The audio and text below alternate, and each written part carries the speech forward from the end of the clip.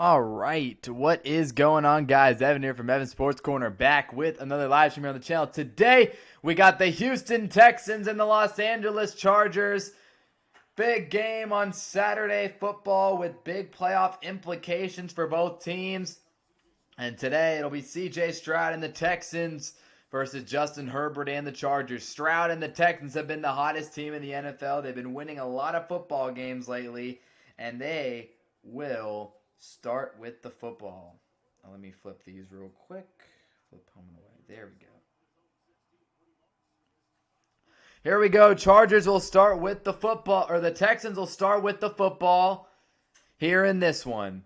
Stroud under center. Woody Marks is in the backfield, and here's the first carry. It goes to Woody. Bounces it to the right side, and Marks across the 21-yard line. Chargers coming off a win over the other Texas team, the Dallas Cowboys, a week ago. And now here we are. Texans' offensive line isn't the best. We know that. They're definitely not the strongest unit in the league. See how they hold up against the Chargers, who are a good offensive team, and they have a good defense. They're a pretty good defense as well. Obviously, Jim Harbaugh, always a good defensive coach. Second down and 5 after the handoff to Woody Marks. We'll see how Nico Collins does today as well. That's a big matchup. Nico versus the Chargers secondary. Here's Stroud, handoff up the middle. Woody gets a couple yards there, brings up a third down and short. A couple nice runs there for Woody. And a big third down early on in this game coming up. So there's the Chargers defense. You got Jamari Caldwell, the rookie, Tier Tart, Deshaun Hands, the D-line. In the linebacker room, Tuli Tuipulotu, who's a Pro Bowl linebacker, along with the veteran star Khalil Mack. And in that secondary, you got Derwin James, Dante Jackson, and the hard-hitting Tony Jefferson. So I've been streaming some Chargers games lately, and their defense is pretty physical. 3rd and 1 for Stroud, and here we go. C.J. Stroud takes the snap, drops back to pass, looking down the field. He's taking a shot deep, and he's got a man. It's going to be a touchdown. Higgins to the house. Wow, what a start to this game for Houston. It's Higgins, the former Iowa State receiver, taking the top off the defense and scoring the touchdown. Great protection from the Texans' offensive line. It's just a simple post down the middle, and Higgins takes it all the way to the end zone. And the Texans strike first in this big one, as again, it's a win-in game for Houston today, and Jaden Higgins just went 75 yards for the touchdown. Fairbairn for the PAT to make it a 7-0 game. It's up and it's good. And Houston, strong start here in LA today.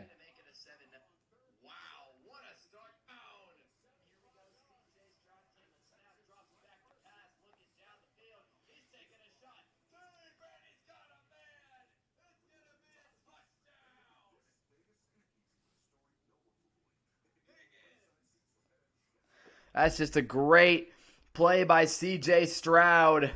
Beautiful throw. Beautiful separation from Higgins on the post.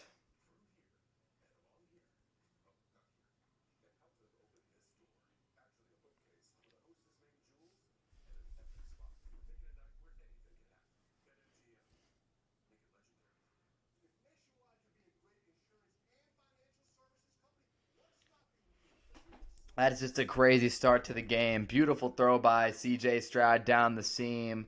Down the field, pushing the football. And there you go. That's just a big-time throw by C.J. Jaden Higgins, one of those Iowa State receivers doing his thing. And there you go. Texans with a strong start to this game.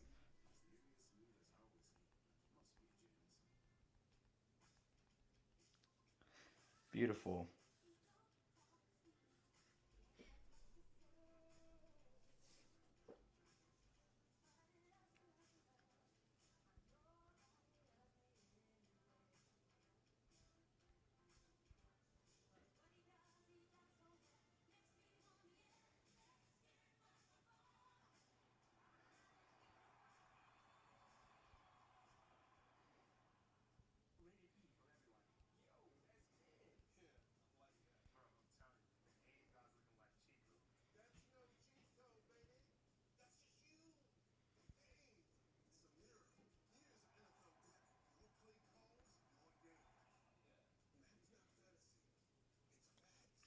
So a strong start for Houston. And now the Chargers offense will come onto the field here in a moment. And Justin Herbert will get his opportunity to strike back. So what a start again. Just a great play by CJ Stroud. Great throw down the field. It's just a big time throw right here.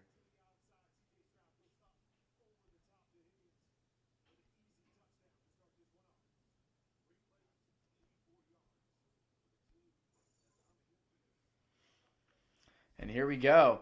Texans will kick this one off and we'll get ready to go play some more football.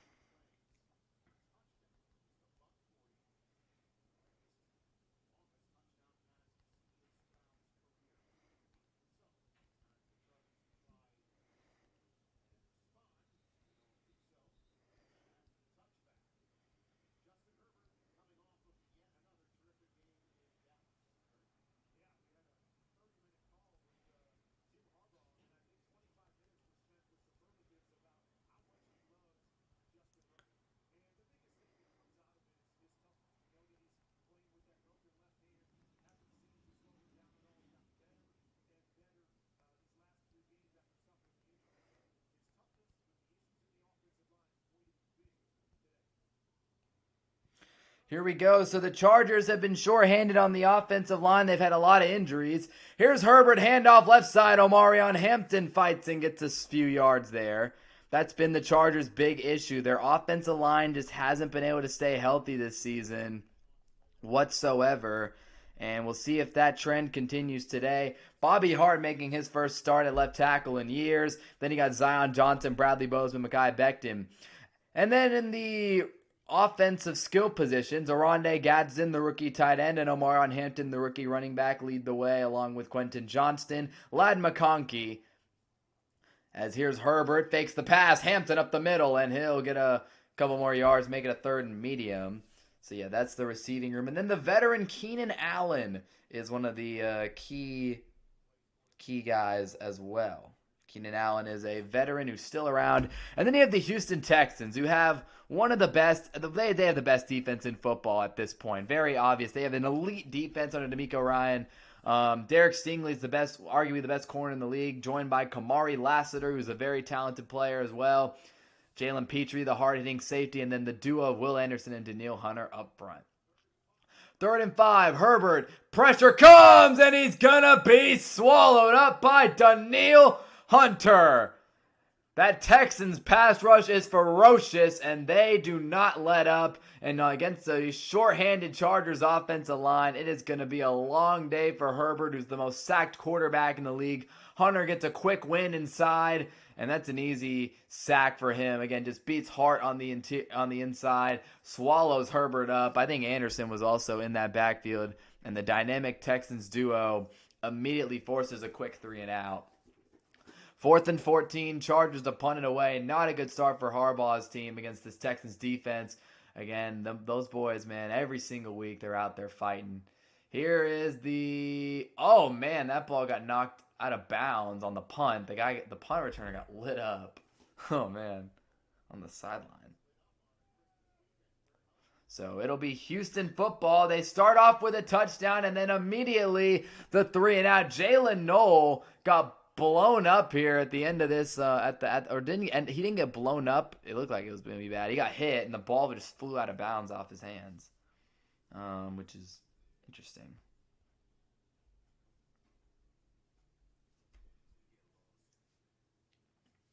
Man, oh man, oh man.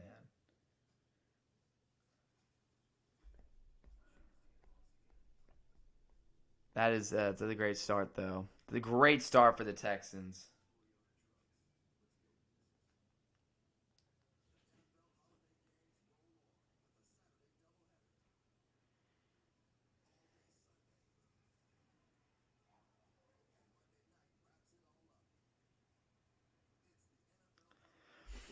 Here we go. It'll be Houston football. And that's where it's at.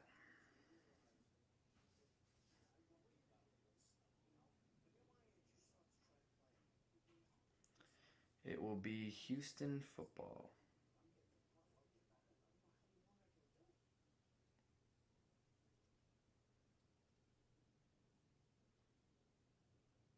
Hmm.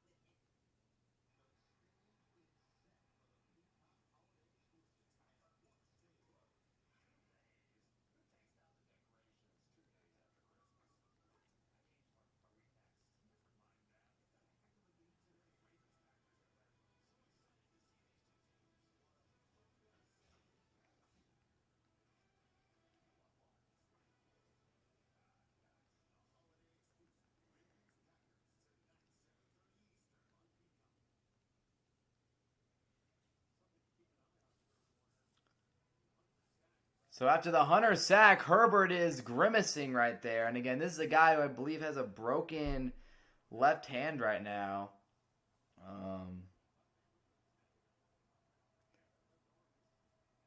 Yeah, that does not look good if you are a Chargers fan. You definitely don't like to see that. 1st and 10 from the 28 and a play action. Stroud over the middle. Pass is caught. First down, Texans. Another completion to Jaden Higgins.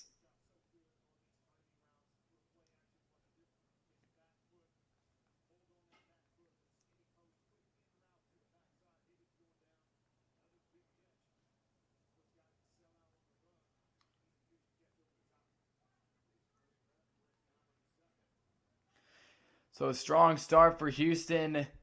They're already at the 41-yard line. And here we go.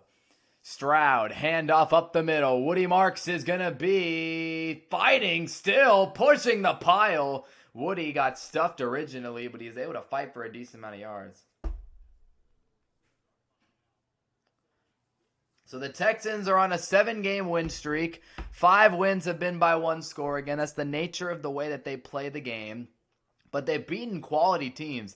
They've beaten the Jaguars. They've beaten the Bills. They've beaten the Colts. They've beaten the Chiefs and a couple bad teams in there. When they beat the Bills, I forgot that they beat the Bills. Wow, yeah, they are definitely not fraudulent in the slightest. 2nd and 5, Stroud bootleg to the left, pass is caught. Xavier Hutchinson across the 45. And their losses are not even and they've beaten the Niners this year too. This Texans team is definitely very legitimate, a very legitimate contender. 3-point loss to the Broncos, 8-point loss to Seattle, 7-point loss to Jacksonville. A lot of their losses are really close too against good teams. This Texans team is legit, 100%. They are a very good team. CJ Stroud's a good quarterback. They've got good weapons, and they have a very, very good defense. So now at a 1st and 10 from the 43, Stroud, clean pocket, launching it deep, and he's going down the field. It's a touchdown! Jalen Knoll! And the Texans are on fire! A bomb to Knoll, another Iowa State receiver. And the Houston Texans are dominating in LA right now. And if you have CJ Stroud in your fantasy football championship, you could not ask for a better start. 2 bombs from him early on in this game. My goodness. What a start for Stroud. And this Chargers defense is just getting bombed over top right now. They can't do anything. To make it a 14-0 game, it's fair, Baron, for the PAT. It's good. And the Texans with a dominant start to this game. And in my league, CJ Stroud has... How many points does CJ Stroud have? Stroud is already up to 20. My gosh, that's ridiculous. Wow. And that is about as elite of a start as you could have asked for in this game from CJ Stroud and this Texans team, who is just completely dominating.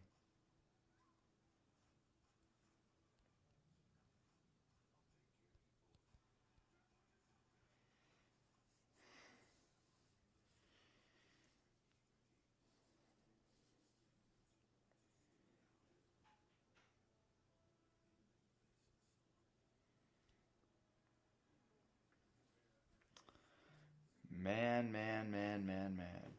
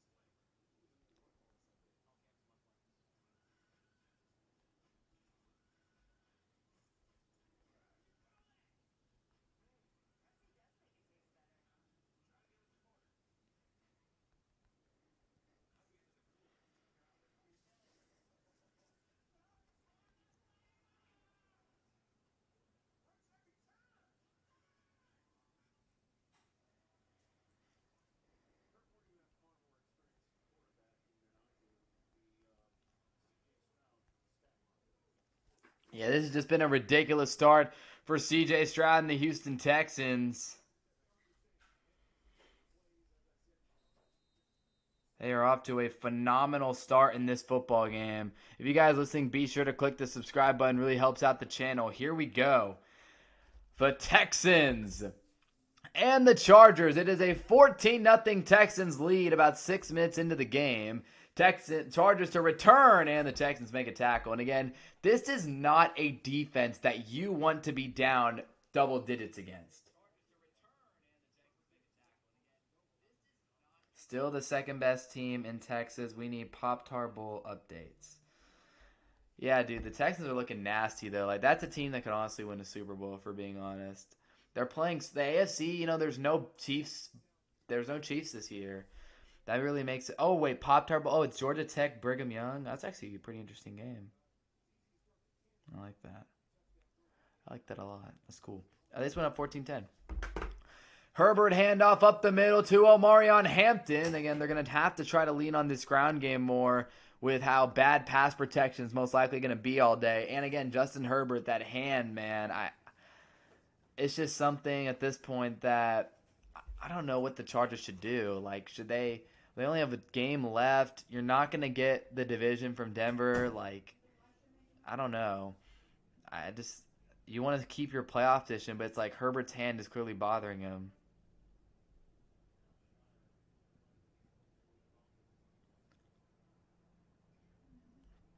Here we go. 2nd down and 8. Omarion Hampton, left side, brought down by Hunter. Tried to get through there. Would have had some grass, but unfortunately for him, he's brought down. 3rd down coming up.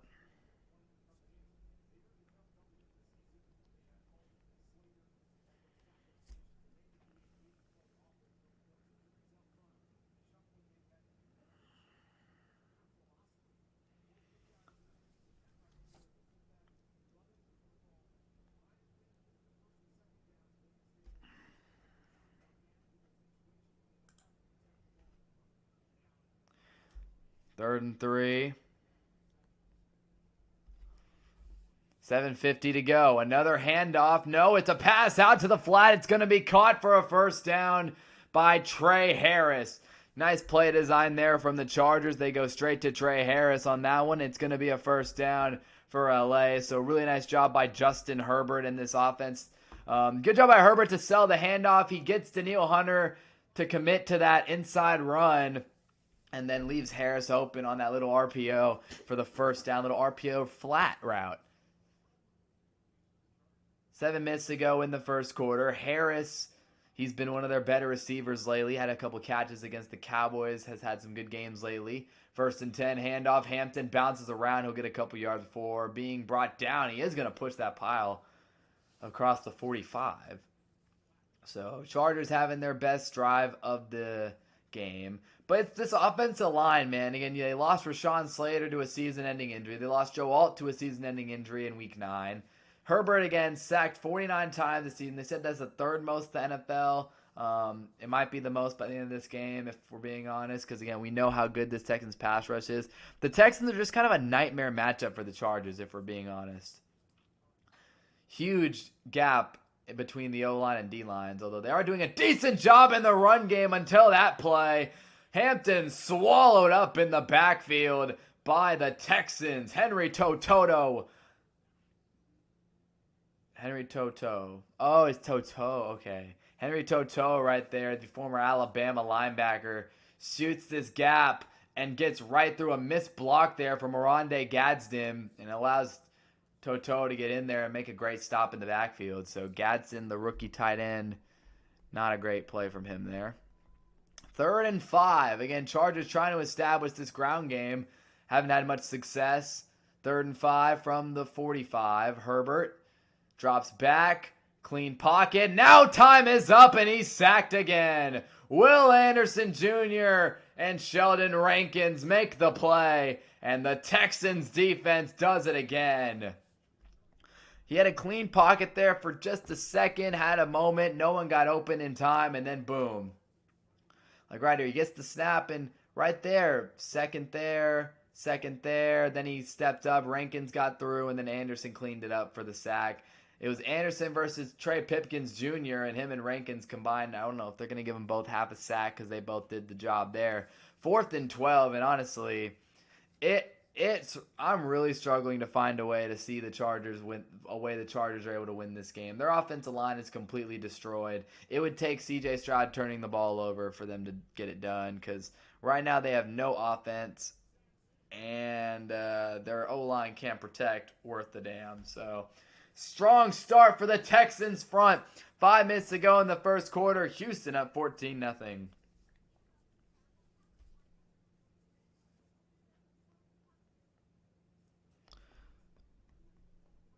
What a start, though. I mean, you genuinely, if you're the Texans, like, their offense is clicking well right now.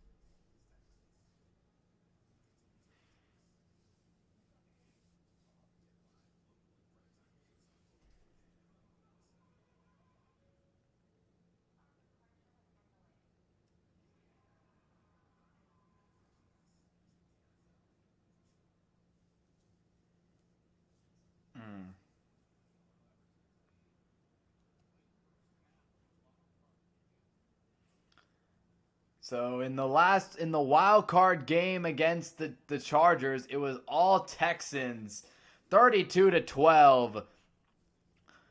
Texans have owned the Chargers recently.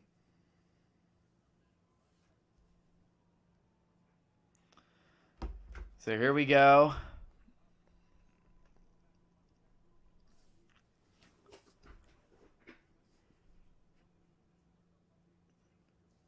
Five minutes to go in the first quarter from the 21-yard line. It's Stroud dropping back. Check down over the middle is complete to Knoll for about 4.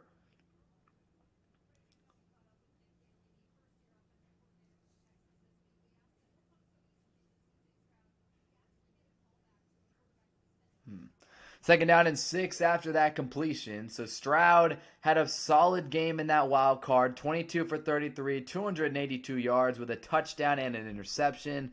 Not the most eye-popping numbers of all time, but still almost threw for 300. And Mixon had a good game. He's off to a great start today, though. Second down and 6, handoff left side. It is. I think, is that Woody or is that is Jar Jordan? Is that Jar Jordan who got that carry, I believe? Third down coming up. If you guys are listening, be sure to click the subscribe button. More NFL streams and college football playoff streams coming up. I'm super excited for the CFP to get back underway next week. It could be a lot of fun. This is where the Chargers have to win today. They have to win on these third downs against this Houston offense and try to put their offense in the best positions to succeed. Short field positions and things like that. 3rd and 4. Stroud's been bombing it all day. We'll see if he makes another big throw on third down. Stroud, right side pass is caught. First down, Texans. It is the vet Christian Kirk who's made that reception. A lot of different pass catchers early on for LA.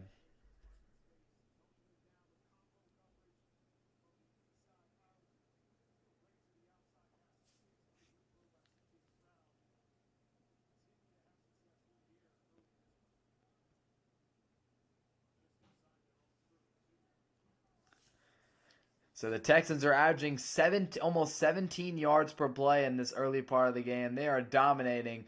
Here's a handoff up the middle. Chargers defense was all over that one. Only a couple yards there for... Was that Jordan again? Is that Nick Chubb? I think that's Nick Chubb. Nick Chubb. Solid run there for Nick. 2:40 to go in the first quarter. Strong start to this game for the Texans. Second down and 9 after that Chubb run. Neither offensive line is great, but if we're being honest, it's the Texans' D-line that's the big difference in this game. They are completely dominating right now. Second and 9, Stroud, left side, incomplete. Just kind of threw that one out of bounds. No one open. And maybe there was some miscommunication.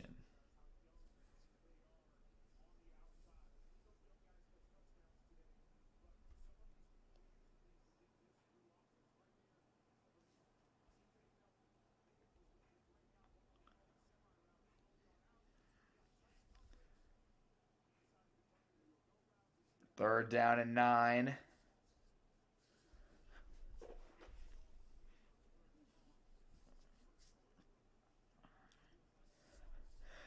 Third and 9 for the Texans from the 33. Stroud, can he do it again? Chargers rush a few. Stroud is going and throwing it away immediately. Chargers sent some pressure up the middle, and Stroud just had to get rid of it and throw it away.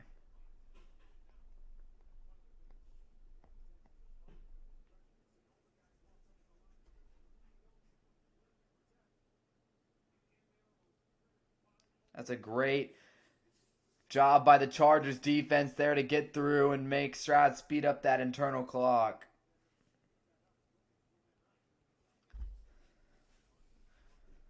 So they will have to punt the football for the first time today. They'll punt it deep, and it'll be LA to return it from about the 10-yard line. And I believe that's Ladd McConkey trying to make people miss. McConkey going to be taken down inside the 20, though.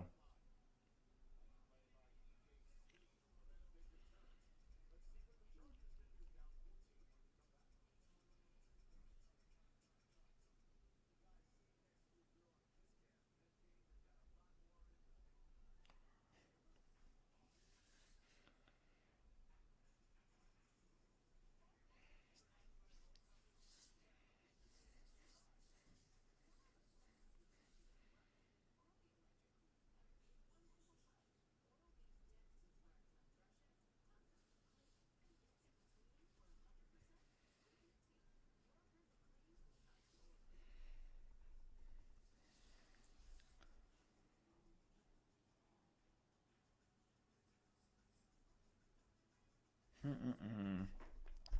Well, the Chargers defense did the job there. They desperately needed a stop, and they got to stop, and now they got to get their offense going. And I really just, if I'm an offensive coordinator, I really don't know how do you navigate this situation? Like, you can't really drop Herbert back there to pass right now with how bad this O line is outmatched by the Texans D line. Trying to establish a ground game, and it's only getting you a few yards here and there. I really don't know. Quick hitters is probably the best way to go about it. It's overall just a very tough spot to be in. Again, offense is immensely more difficult when your offensive line has no protection. And again, this is not a front office issue. It's not like the Chargers haven't invested heavily in their O line. It's just injuries, man. Injuries kill you.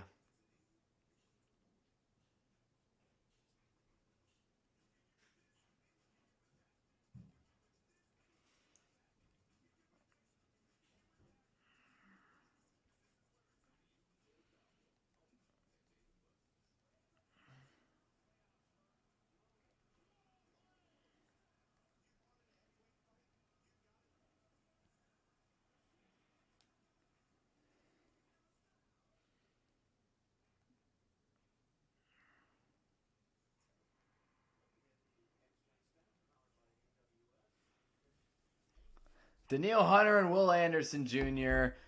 just superstars. Both have over 11 sacks. Anderson has one of the highest pressure rates in the NFL at 20%, plus 79 pressures. Hunter at around 15%. They've both just been terrific. They're an incredible duo, and I mean they're the main reason for this Texans' success.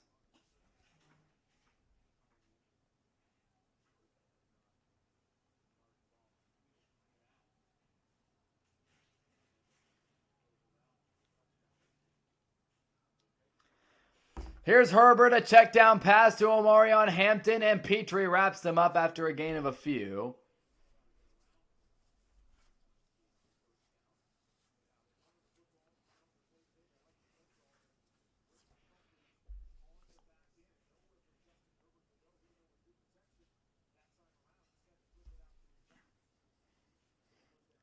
Second down and 5.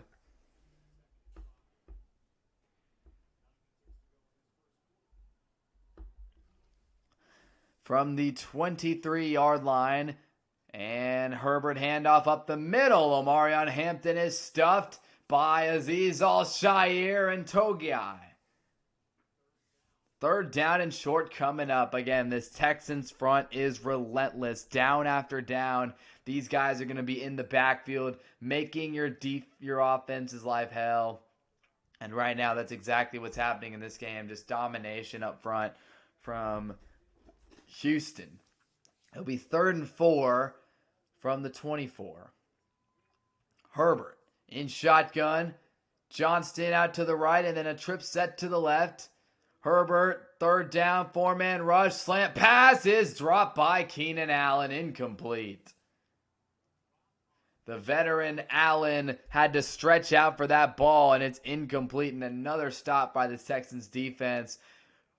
So Keenan just works inside here, and it hits him in the hands. It's a tougher catch than it should have been probably, but honestly, not even a bad throw. Herbert kind of put that one right in the hands, and unfortunately, incompletion, and another Chargers drive stalls out immediately. They have no answer for this Texans defense. The quick hitter there, I mean, that's the play design. It's a good play. It's a good read, good throw, and just didn't get the job done.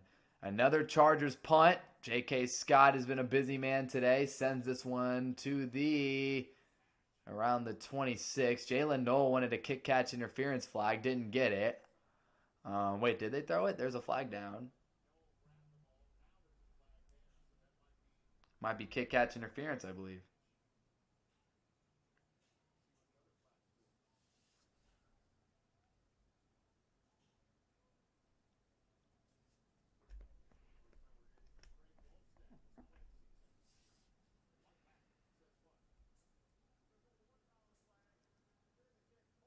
Oh. They did not call kick-catch interference. They called holding on the Texans with 36 seconds to go in the first quarter.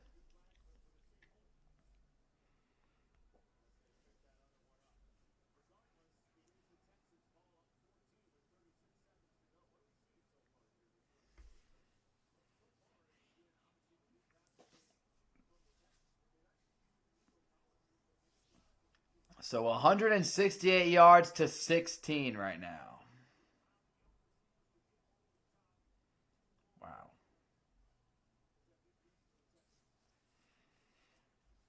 That is crazy. 1st and 10 at the 22 for Stroud in the offense. A toss out to the right. Woody marks up the middle, and he will get to, I see the 22. They were at the 18. Now he gets to about the 20, and it's going to bring probably the end of the first quarter, to be honest.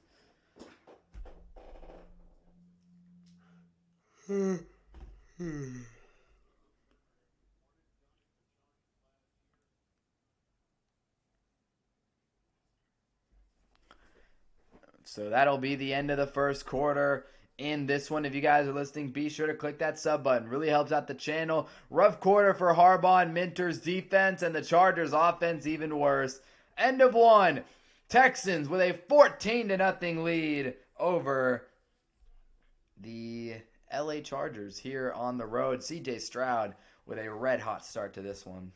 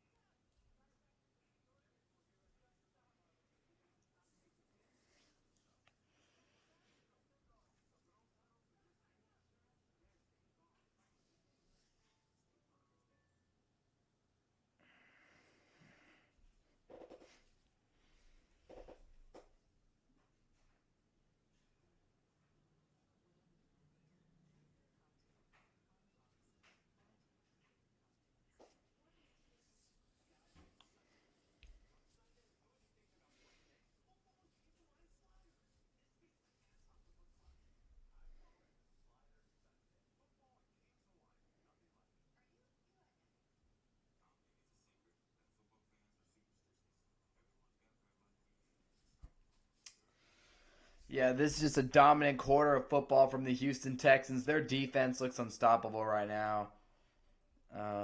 Truly does look unstoppable.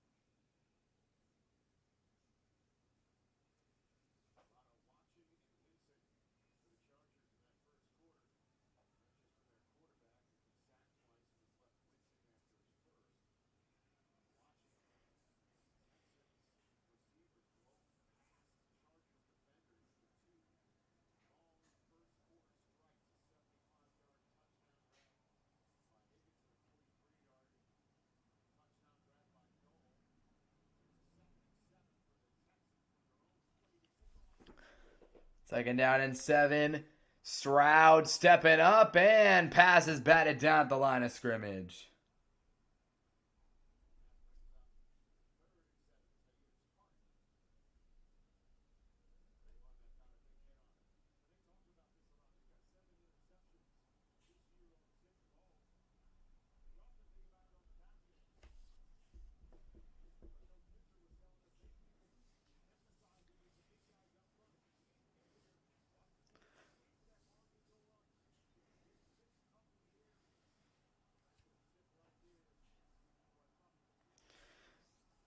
Third and 7. Stroud and the Texans drop back. Stroud over the middle. Pass is caught. Nico Collins picks up the first down. There goes Nico. Pizza? Okay. Thanks. Yeah, I got you. Okay, Mom, I love you. CJ Stroud with a completion to Nico Collins. Again, we'll talk fantasy football today for those of you guys who are in the championship. Unfortunately, I'm not. I'm stuck in the crappy third place game. Is what it is. Up the middle run to Jar Jordan. And he shoves a man after the play. Shoved Williams to the ground. That was not good.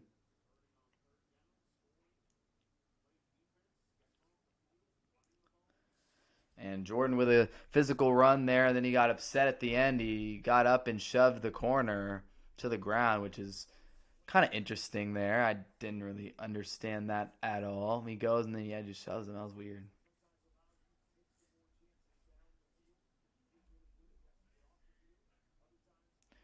Second and 2. Reverse to Xavier Hutchinson, who gets upfield and picks up a first down across the 50.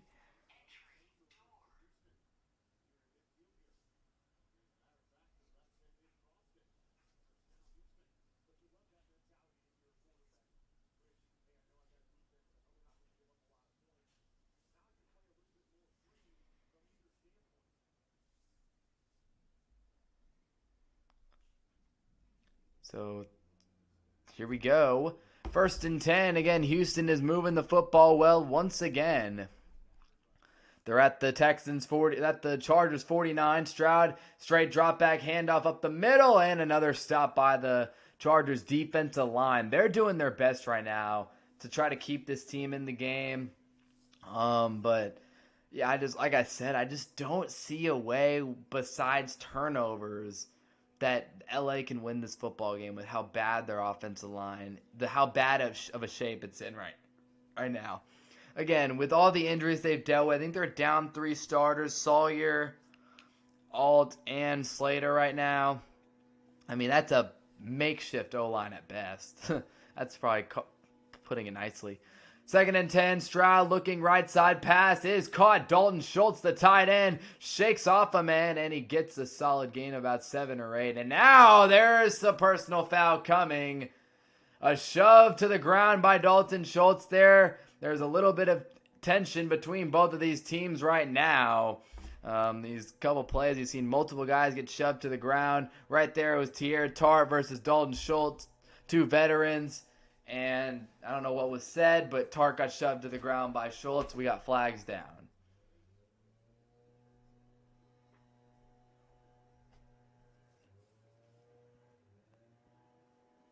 See what the flags are going to be here. Probably will be personal foul on Schultz, but we'll see if they do offsetting.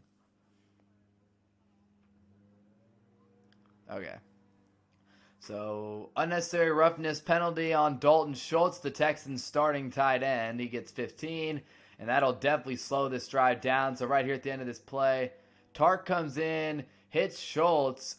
Yeah, that was weird. He came at the end of that play and put an arm across the helmet. And then, yeah, he hits him in the face mask. Schultz didn't like it, gets up, shoves him to the ground, and that's 15. So a little bit of frustration there. Again, he did not like that he got hit in the face mask at the end of that play. Brings up a 3rd and 17. Now Stroud will just put a screen out there to Woody Marks, who doesn't even get back to midfield. And the Texans will have to punt the football. So a drive-killing penalty there from Dalton Schultz. And again, what was once a promising drive from Houston ends in a punt. So Chargers catch a big break right there with that penalty from Schultz. That's a big break. They needed that. They needed something to go their way, and now we'll see a good punt here though puts the Texans in a good spot. Again, we haven't seen any sort of offense from LA early on in this game. And here's the punt. I think it's Townsend who punts this one away. Back inside the 10. McConkey fair catches it. And LA will get the football once again. Herbert and this offense have had nothing going so far in this game. Can they finally get something going on this drive? We shall see. Again, we know how good this Texans defense is. But right now, LA has freaking 15 yards of total offense right now. I mean, it has been straight domination from the Texans.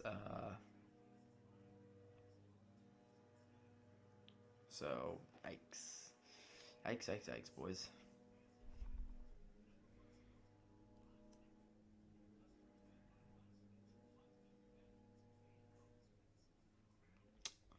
Big yikes on that front, boys.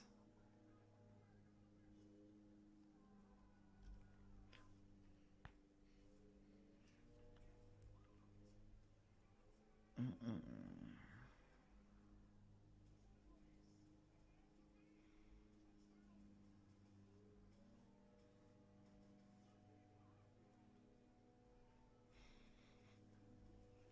Mm-mm.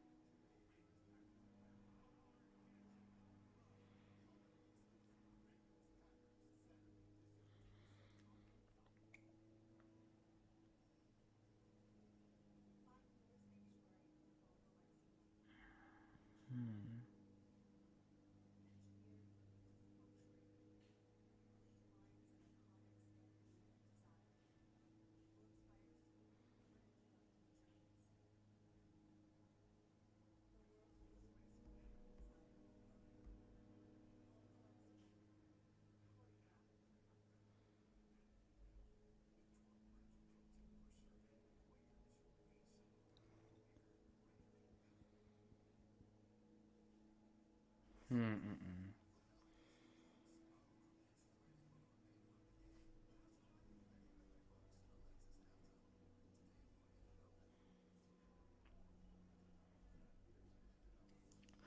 Second quarter, 11:05 to go. Chargers trail 14-0.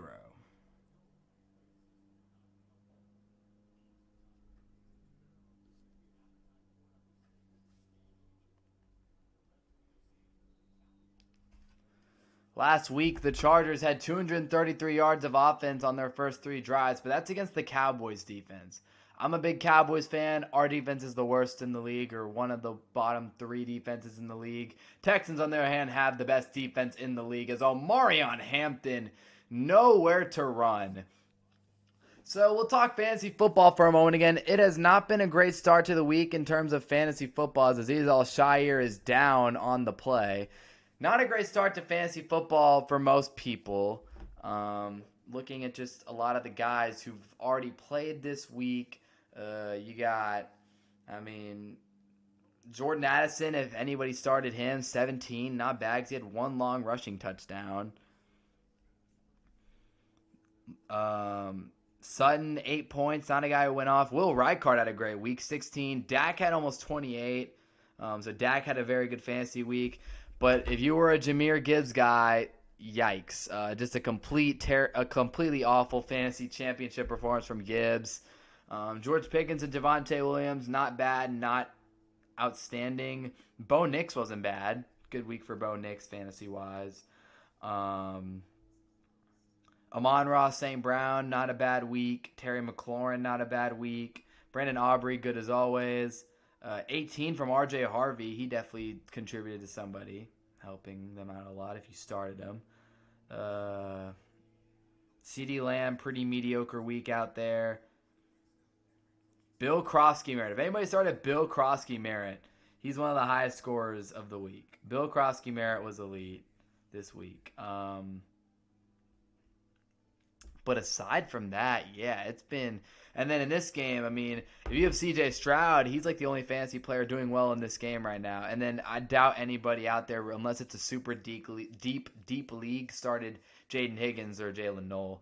Most likely, you started Quentin Johnston, who isn't doing anything. Omarion Hampton hasn't done anything. Nico Collins has like one catch. Yeah, it's not what I'd call an outstanding fantasy week so far. If you guys listening, of course, be sure to click the subscribe button. And then tonight's game is wow, the Mavs are getting killed. Jeez, boys. Tonight you got two backup quarterbacks. I think it's Snoop Huntley versus Malik Willis. So Josh Jacobs, we'll see what he can do tonight. Derrick Henry, Josh Jacobs, Zay Flowers. how much are those guys realistically going to be able to contribute tonight with how bad the quarterback play is going to be? Or I see Malik Willis actually looked pretty good against the Bears. He wasn't bad at all. Alshire's shoulder's banged up.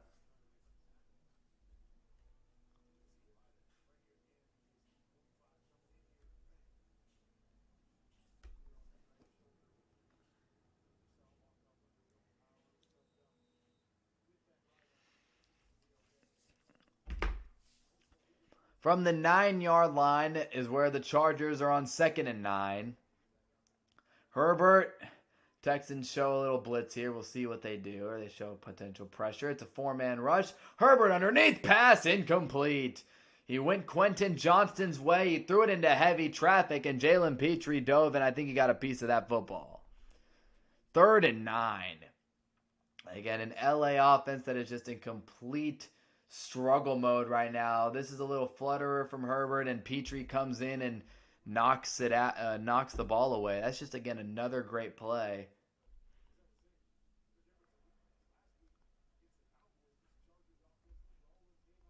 Yeah, the Chargers offense is rolling against the Cowboys defense. You said it correct. If you guys are listening, be sure to click the subscribe button. It really helps out the channel if you enjoy what you're listening to. 3rd and 9. Herbert has time. Throws sidearm pass caught. It's going to be a couple yards short of that first down. Oronde Gadsden made the catch, and that is going to end the drive. So Herbert had a moment there, but then eventually they started to get that pressure home. Herbert had to just step up and make a tough throw, and he's going to be a few yards short. 4th down and 3. And again, this Chargers O-line, again, super short-handed, and they're just an absolute disaster right now. Herbert's just under pressure pretty much every drop back, and 4th down and 3. If both teams were healthy, this would be an elite front 7 matchup, as here's another punt from LA. Imagine Will Anderson and Daniil Hunter versus Rashawn Slater, as Jalen Knoll runs up the fair catch that one at the 46. Versus Rashawn Slater and Joe Alt. I mean, that's a great matchup. I'd love to see that. But unfortunately, the world is cruel. So it's going to be another special teams penalty on Houston to back them up from the 46 to the 36. So the field position could have been a lot better. Houston's offense, it's been 2 big plays. C.J. Stroud launching a 75-yard touchdown to Jaden Higgins, and then another long one to Jalen Knoll. That's the offense for Houston today. And LA has had no offense, so there's been no highlights on their side. But Houston has been stifled the last couple drives. They had a decent drive going last time until a 15-yard personal foul by Dalton Schultz. So people have got to hope that Nico Collins can get involved this drive. He has not done much early on today. 9:40 to go in the second. Stroud from the 36 hands it off up the middle. Woody gets a few yards there. Again, I think the Chargers are they're gonna have to get turnovers. I feel like that's the only way they can win this game is if they get turnovers. Because again, your offense has nothing going. I don't think they're even past 20 yards of offense right now. You got to get aggressive and start trying to force turnovers because, I feel like it's fool's gold to think that just Justin Herbert's going to randomly wake up and start throwing dimes with this offensive line. 5-yard run for Marks. They get to the 41. Here is Stroud. Play action. Has so much time. Stroud floats that one out of bounds instead, though. Again, he had a ton of time there, but no one... he just wasn't able to make that. He wasn't able to get anyone open. No one was able to get open. So 3rd and 5 coming up. Again, if you guys are listening, be sure to click the subscribe button. A lot of college football content coming up soon. It's going to be a lot of fun. I love December and January football. It's the best football of the year. High stakes. Teams playing their best ball when it matters the most. So be sure to click the sub button. Turn that red button into a nice little gray one. Helps out the channel a lot. Really, really does. And you won't miss the future streams. 3rd and 5 from the 41. 4-man rush. Stroud, left side. Pass intercepted. Derwin James. And when they needed a turnover most, their best player on defense gets it done. the perennial Pro Bowler, Derwin James. And if you're Stroud, that's the one thing you couldn't do. Tried to throw it here in the flat, and Derwin's just sitting here. Great job. I mean, yeah, Stroud, that's just an awful throw. I don't know what he was trying to do here. Was he just trying to float it over Derwin James' head? I really don't understand what he's trying to do here. Ball got, oh, it got deflected. Still wasn't a great read, but that makes so much more sense now. Deflected football at the line of scrimmage, interception by the Chargers, and now they have life. Motioning a man. Herbert, straight handoff to Omarion Hampton, who fights for extra yardage. It looked like he was going to be stuffed in the backfield. That's a big, big, big time turnover, though. They desperately needed something to go their way, and they finally get it.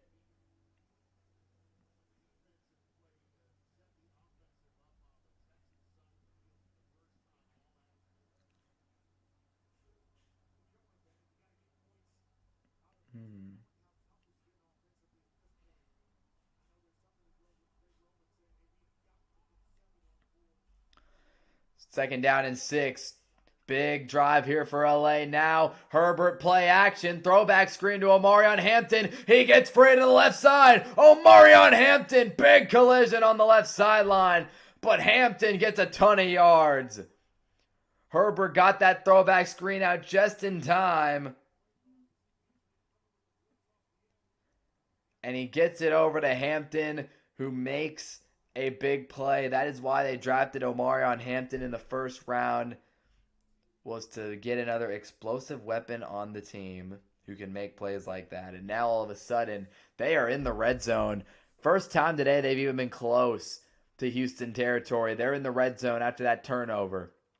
1st and 10. Reverse. Over to Trey Harris. He's trying to find a crease. Harris leaps across the 10-yard line. And the Chargers, again, the momentum finally on their side. It's been all Houston all day. But now, all of a sudden, you get something going. You finally get something going thanks to this, thanks to that turnover. And now, got to keep capitalizing. Another injured Texan here. This is Kamari Lassiter, who's down on the ground right now. Ooh, left knee. I hate to see that. Second-year corner out of Georgia. He's been a big-time bright spot for Houston.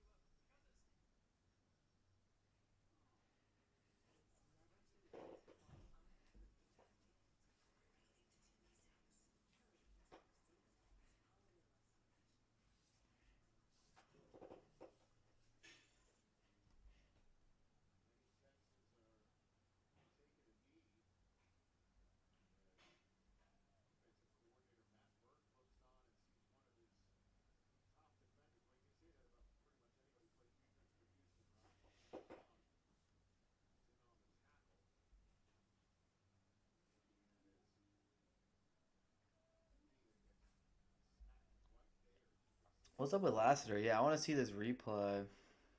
Hope he's okay, dude. Lassiter's a great talent in this league. So he's up and he's walking on his own power. So again, really got to hope he is okay. Him and Stingley have just been such an amazing duo. That Texans defense is elite because of those guys as well. Both of them are very good. I'm streaming. It's halftime almost. Bro, it's fine. Don't get...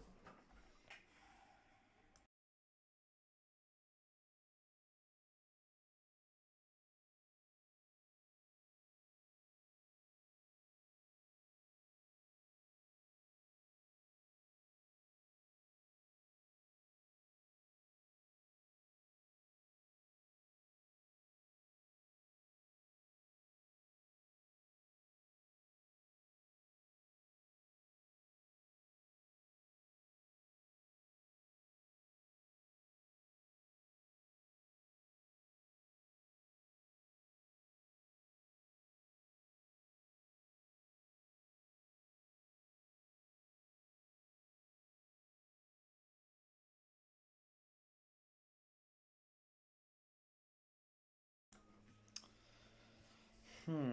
Yeah, Marion Hampton's had a solid drive here. Chargers have to get 7. They need it. They need it. They need it.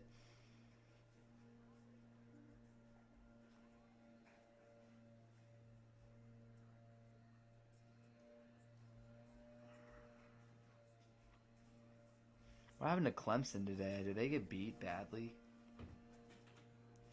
They lost to Penn State. My goodness. Battle in the Pinstripe Bowl of two teams that were ranked in the top 5 preseason end up being terrible. Cade Klubnik. Man, I haven't seen someone draft stock fall further than his this year. Him and Garrett Nussmeier. That first game of the season, if you're listening to this and you watch college football, man, I remember the hype around that first game of the season between LSU and Clemson in Clemson's in Death Valley, Clemson Death Valley. So much hype. LSU was in the top, or were they? LSU was in the top 10. Clemson was 4th. Both teams were supposed to be natty contenders and favorites to win their conferences or was up there. And both had quarterbacks who were supposed to be first round talents in Cade and Garrett. And wow, both of those teams were terrible this year. 2nd and 3 from the 8. Herbo and the Chargers trying to get this to go. Omarion Hampton, he's going to be stuffed in the backfield by Houston's defense. Wallace made that stop. And it's going to bring up a 3rd down and medium. So, overload here on this left side. Wallace just gets around and stuffs Hampton, who had no chance. Drove him back to the 10-yard line.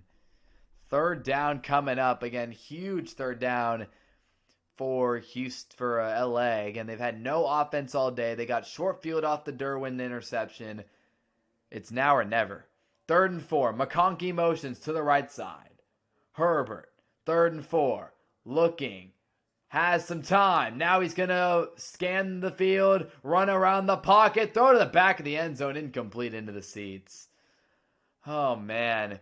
I think this Chargers, obviously the O-line hasn't been good, but I feel like this Texans secondary is just destroying the Chargers receivers right now. Like, they are getting boxed. Great coverage all around the field. Everybody's locked up. This is just amazing coverage by Houston on the back end. And Herbert had nowhere to go there. If you look at that, he had nowhere. Everybody was covered. So Cameron Dicker will trot out there for the 27-yard field goal, the most accurate kicker in NFL history. Hashtag University of Texas legend, my boy Dicker. Field goal from 27 straight through. I love Cameron Dicker. He's the GOAT. He was good at Texas. He made some clutch kicks for my Longhorns, and he's a beast in the league. Unfortunately, I don't think he wanted to be out there on that one right there. After getting amazing field position, only able to come away with 3. Texans defense, once again, doing what they do. Bend, don't break. And now they'll get the football back. So all things considered, throwing an interception and giving the opposing team the ball at your own 40. They start at your 40, and you only give up 3. It's a pretty big win, in my opinion. Houston's defense usually does that pretty heavy lifting, I'd say, for the most part. But, I mean, it is, my goodness. I mean, LA, jeez. Had that explosive screen to Hampton, and that's it. They had nothing else.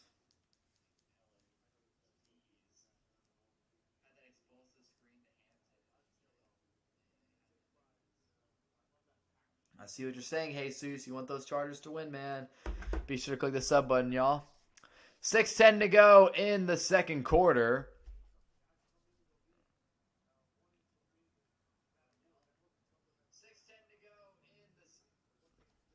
And here we go. See what they can do here.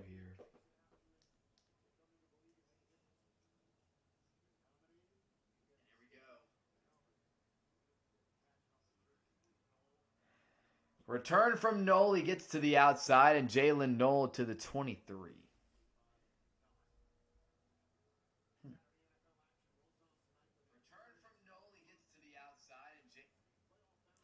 So Ravens versus Packers tonight at 7:30 Eastern Time, 6:30 Central. Very exciting matchup out there. If you guys are listening in, be sure to click the subscribe button. Kamari Lassiter is walking to the locker room with a towel over his head. Hopefully he's okay. They'll start at the 23. C.J. Stroud, man in motion. It's Hutchinson, and Stroud hands it off up the middle to Jar Jordan. He gets a few yards before being brought down by the Chargers. So Stroud started 6 for 6, 151 yards with 2 touchdowns. Ever since, 3 for 8, 27 yards, and a pick.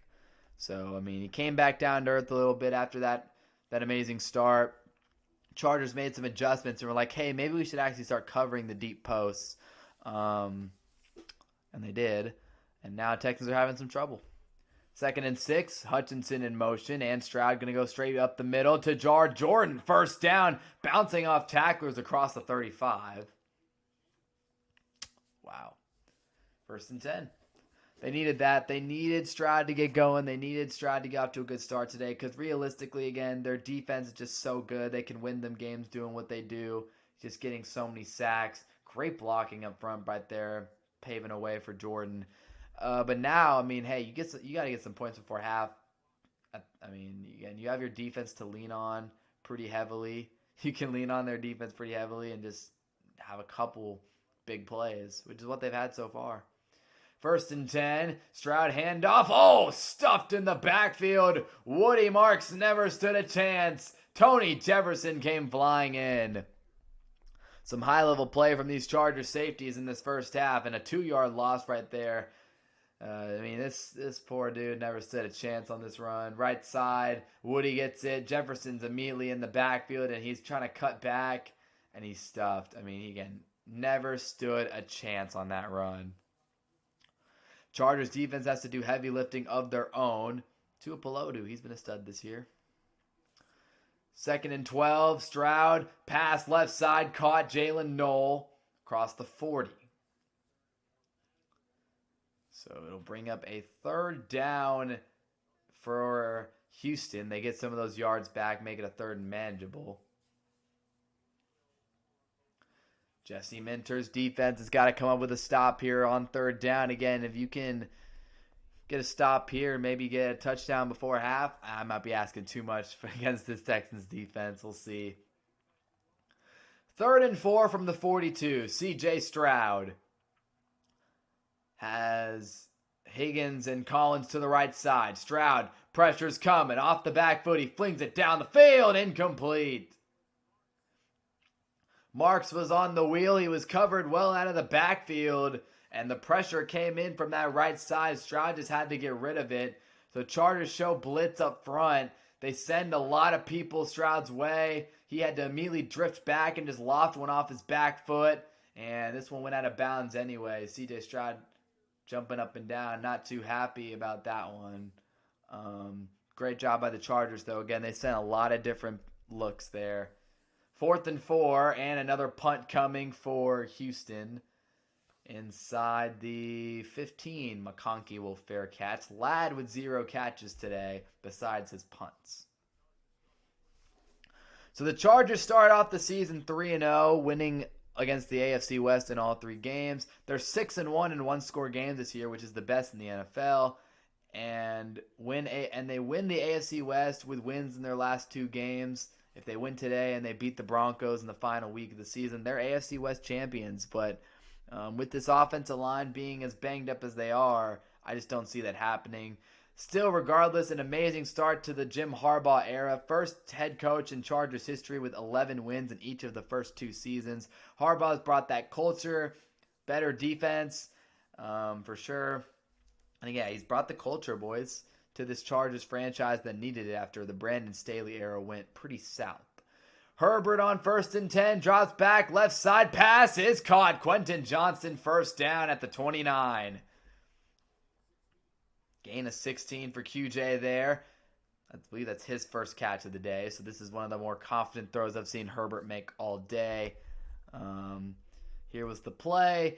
QJ goes just kind of vertical there for a second, then runs a quick out at the very end of that route and is able to get separation and get the first down. Again, you got to start attacking more vertically. If Lassiter's in the locker room, go at the backup corner. 1st and 10 from the 29. Herbert in shotgun. Hampton to the right, and we'll see Herbert Gonna shovel it to Hampton. That just got completely stuffed. I don't really know what that play call was from Houston. Will Anderson shut it down.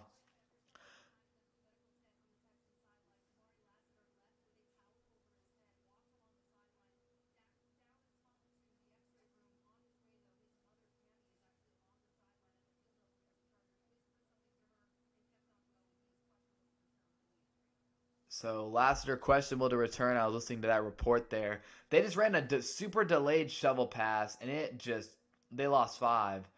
Second and 15. They might let this run down to the 2-minute warning. Herbert, and that is what they're going to do.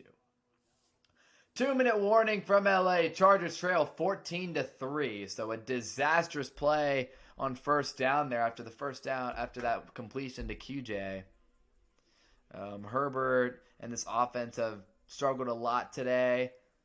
Again, it's also a very bad day to have Chargers players in your fantasy team. I'll put that out there. Right now, people who might be starting for your team.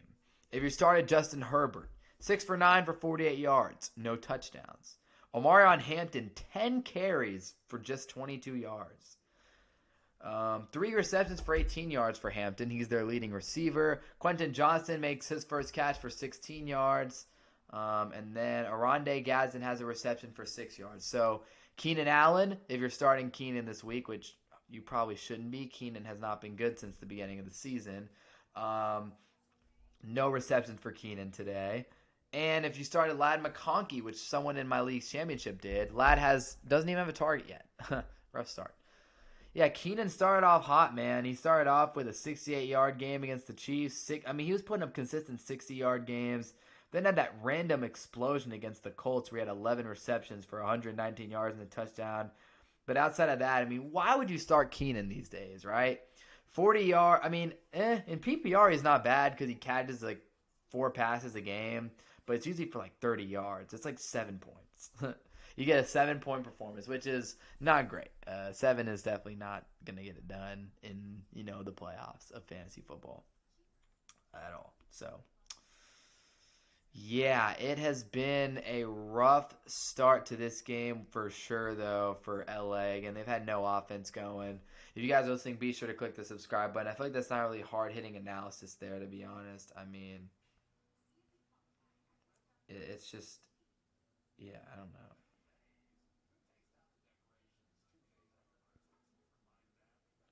Not really hard-hitting analysis there. They just can't really get anything going. They got their offensive line's destroyed, and they're paying the price for it.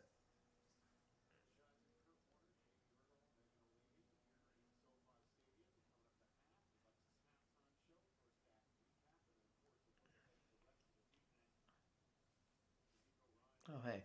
Whoever just clicked the subscribe button, thank you so much for clicking the sub button. Everybody else, if you're listening, enjoying what's listening to, be sure to click the subscribe button. It really helps out the channel, and I'd really appreciate it.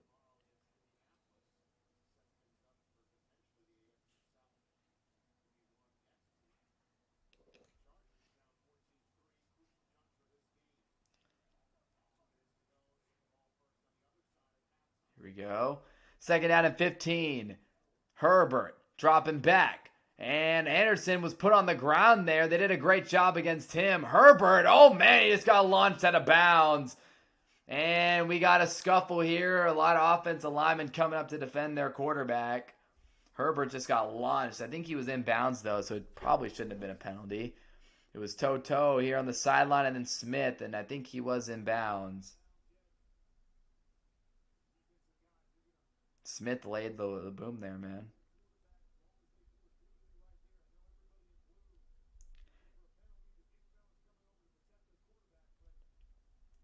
That's good. You're as an offensive line, you're supposed to go protect your quarterback no matter what, but that was a good hit there from Smith on that left side.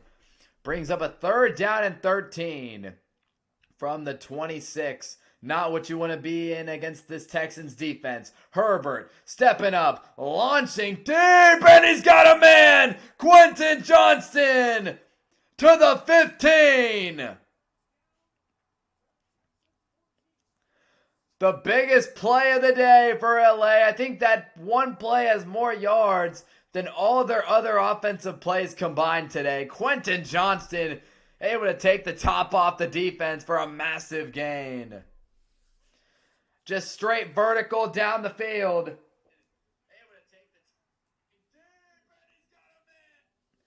First and 10 now from the 14. Herbert. Pressure comes over the middle, and it's going to be intercepted. Azeez Al-Shaair with the pick right off the hands of Oronde Gadsden. Oh man, that's just an absolute killer if you're the Chargers. You get a massive play, you're driving down the field, it looks like you may score. Herbert delivers a confident strike to Gadsden right off the hands, tip drill, and Azeez Al-Shaair with the interception. Goes down at about the 1, but man, that's just an absolute killer. You can see Chargers fans in the stands immediately putting their hands to their heads the second that ball floated up there because they knew, uh-oh, that is a very bad play. Gadsden with a critical mistake.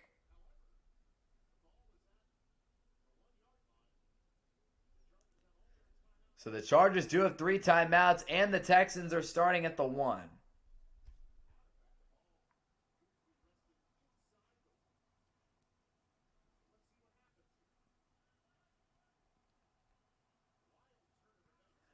First and 10. Up the middle, they run it. A helmet flew off. Chargers will use that first timeout.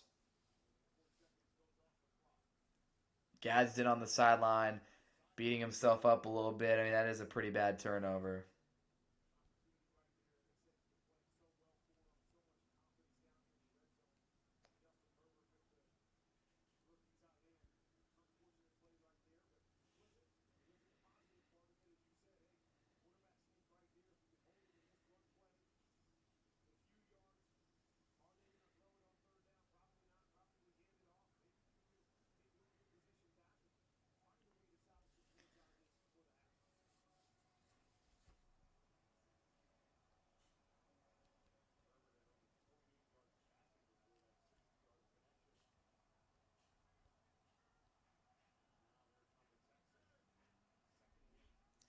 Second and 8 right there.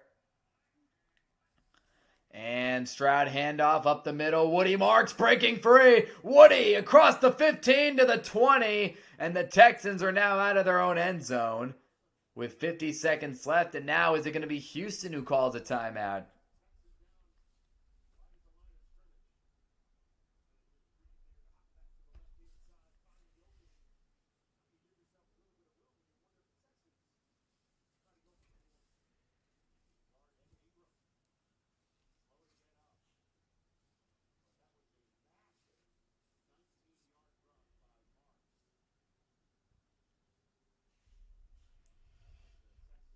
Texans have an O-line injury here, which is something they definitely don't want to see.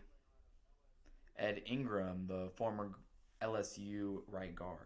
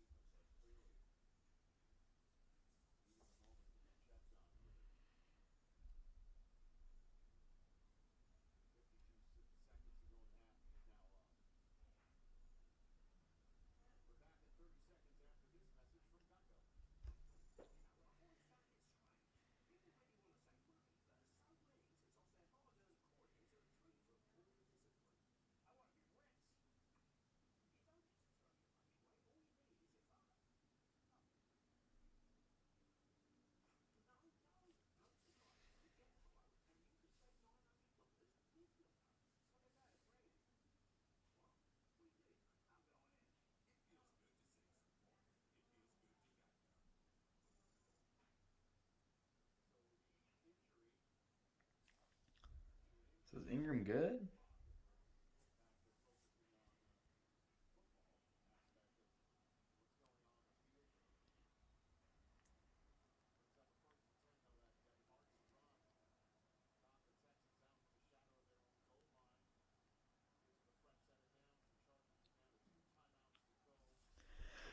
First down and 10.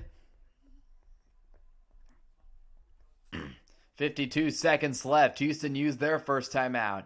Stroud drops back. Quick fire left side. Incomplete. Dalton Schultz was the intended target there. 49 seconds left. So yeah, they used the timeout after the big run from Woody Marks to try to see if they can get into Kaimi Fairbairn's field goal range. Nick Caley, their offensive coordinator, it's up to him to try to figure it out.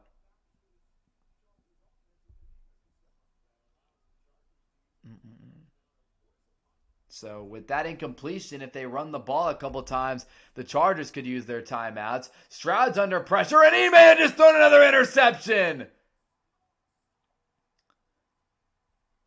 Intercepted by the Chargers.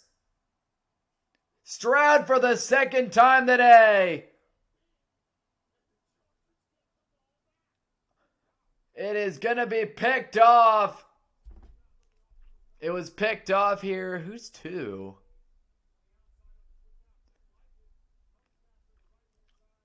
Unbelievable. What is Stroud thinking? What is he thinking? Molden with the interception for LA. And if you're CJ Stroud, I mean, just what are you doing? Wow, that big run by Woody Marks ended up being way worse for them because now LA, 45 seconds left, they have 2 timeouts. They're in great field position at the 32-yard line. What an opportunity after the Gadsden interception. First and 10. Herbert drops back, left side, and caught. Johnston, first down across the 20. Or to the 20. Gain of 12 for QJ. He's had a good half. Unbelievable, boys.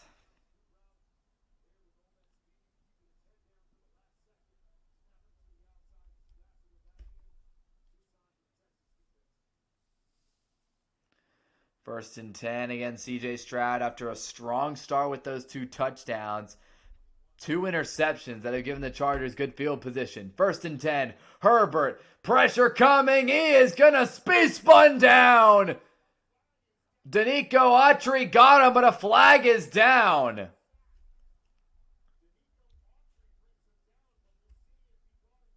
Did he get the face mask, though?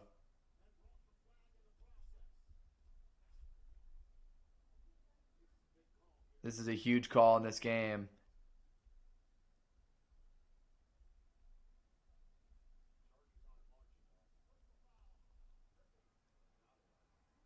Oh, man. Wow, a personal foul on the Texans. A tripping call on Houston. That's a 15-yard penalty. I think they called it on Autry. Oh, that's huge, dude. A tripping call that will give the Chargers... I guess they called it right here. Herbert's going down, then he sticks the leg out and he trips him up. I see it, I guess. He was being spun around, and obviously D'Amico Ryan's going to be like, well, he was already going down, but dang, that gives him the ball at the 10-yard line now. Herbert, play action, pressure from Hunter. He steps up, and he loses the football. Herbert's going to fall on it, but the Texans force the Chargers to lose a bunch of yards. They'll call their second timeout. Oh my goodness. This Texans front is just swarming them. Play action on the Hampton fake. And then Herbert has to step around the pressure and he loses the football again. A broken left hand. It's tougher. Well, that actually had nothing to do with it right there. But it was the ball was in his right hand and got punched out. Really nice job by Houston. But yeah, geez, man. Geez, that is bad.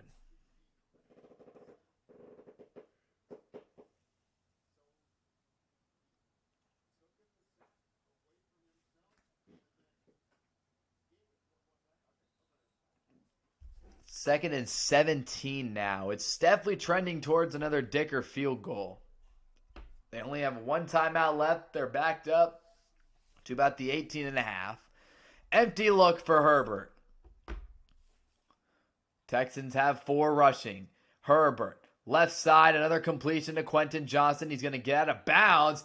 And the officials, did they wind the clock? Wow. They wound the clock there. QJ did not get out of bounds, which I think Harbaugh is probably not going to be happy about because that was probably the whole point of that play was just a quick hitter. Bringing up a 3rd down. Chargers' final timeout's gone. So now you have to be extremely careful if you're LA here because if you get careless and you get sacked, then you got to rush that field goal unit on and you probably don't get any points out of the half. So very, very interesting to see what LA does. Do they just go for a one-on-one shot to the end zone? I think that's what they'll probably do. But CJ Stroud again, he has had a rough half after that amazing start. Amazing start. 2 touchdowns, 2 beautiful passes. And Stroud in the past 4 games and games that they've all won that he started, he's only thrown 1 interception in those 4 games. But today, 2 picks in the first half. 3rd and 14 from the 15. Herbert, does he take the shot? He's got time. Rolls to his right. Check down underneath. It'll be caught by the tight end Will Dissly, and they will just send Dicker out to kick the field goal. So, second time today, the Chargers get great field position off an interception from Stroud. They're not going to do much with it, though. They have to kick another field goal, which is obviously unfortunate.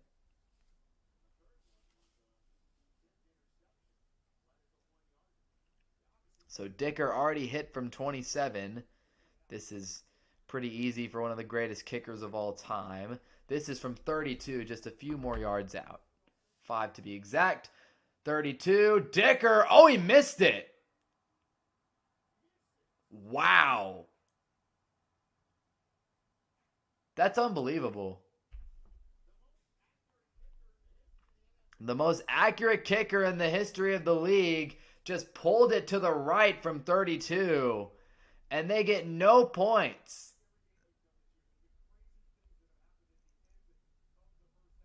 So CJ Stroud's got to be happy that his turnover didn't cost him any points this time.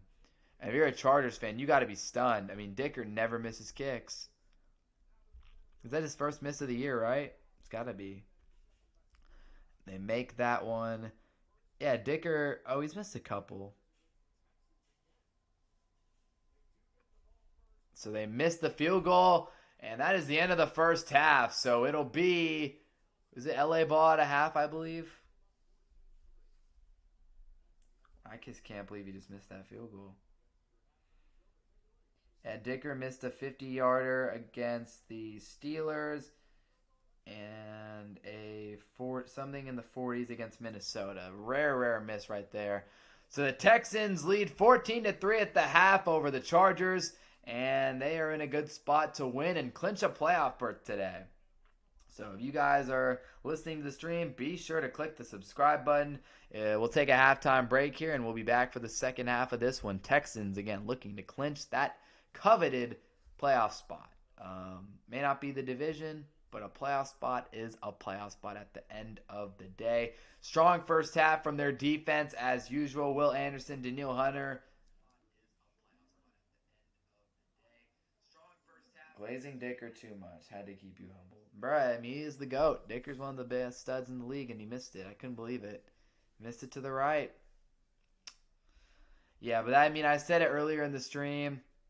CJ Stroud, I mean, yeah, it was the only thing that he couldn't do. The only way that the Chargers have any chance in this game is if they get short fields off of turnovers. That's the only chance that they have to win. CJ Stroud just can't turn the football over, and what did he do? He threw 2 bad interceptions in that first half. If he just keeps it clean in the second half, they'll have no trouble winning this game. I genuinely think if the Texans ran the ball every single drive, every single play, 3 times per drive, well, you would have to pick up a couple first downs here and there. But for the most part, if the Texans just run the ball and don't turn it over and they have like 4 or 5 play drives and they just end up punting the ball and giving the Chargers bad field position, the Chargers won't score any touchdowns. Their only offense today has been one long completion to Quentin Johnston and 2 short fields off of interceptions. That's all that they've had today. It's all they've been able to do. We'll see though. We'll see what they do in the second half. But right now, it has been all Texans through the first half of this one. So catch on a bit.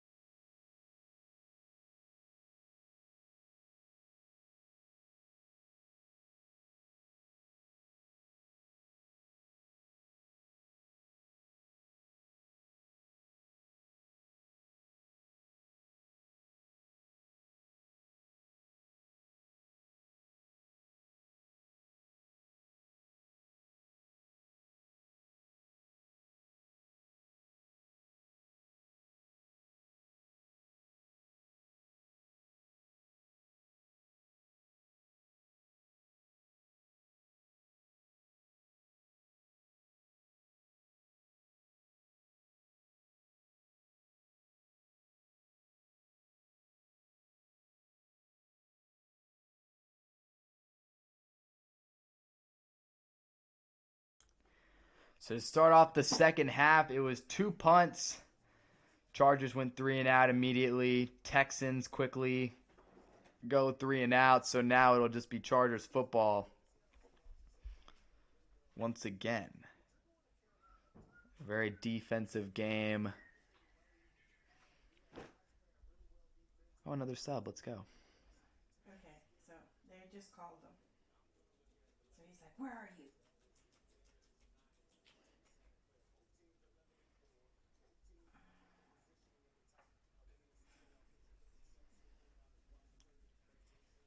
You hear me?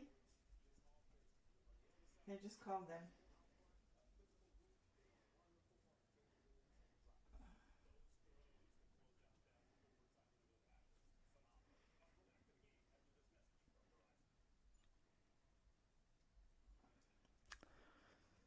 So another just not a great drive from Houston, but again, their defense is just going to continue to lead the way and try to get them this win and officially make the playoff.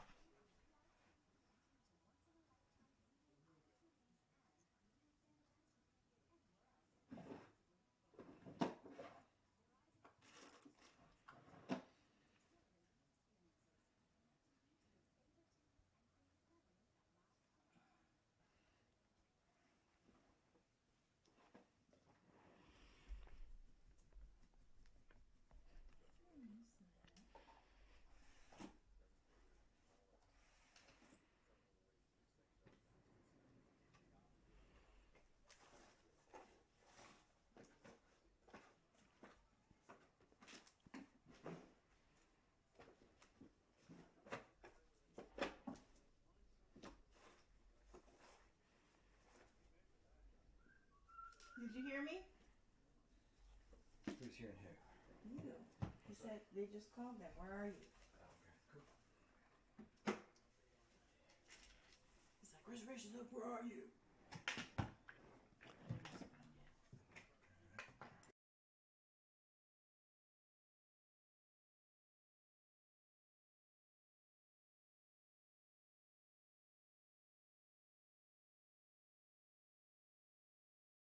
I tried to close it and I couldn't. So another sack for Barnett, and Justin Herbert's tough day continues. He just cannot seem to get anything going. He's under pressure every single play.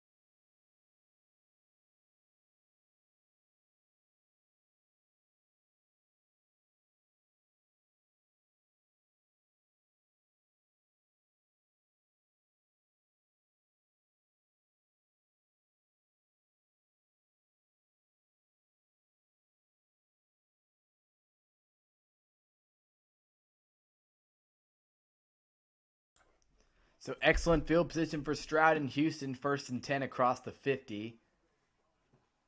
And Stroud will hand it off to Woody Marks, who makes a cut. He's across the 45.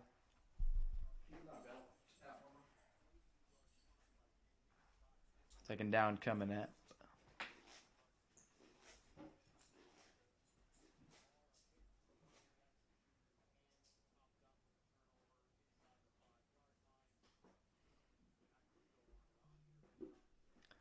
Second and 6.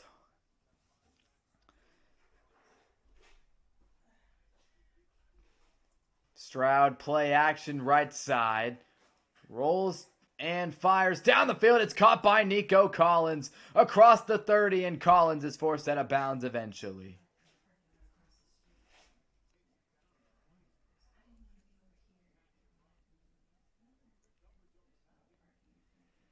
Nico finally getting involved. That's his second catch of the day. Stroud rolls for a long time, waited for an opening there or a window, and he finds it. It is all the Texans have to do to walk away with a win in LA today, is just play good, complimentary, smart football.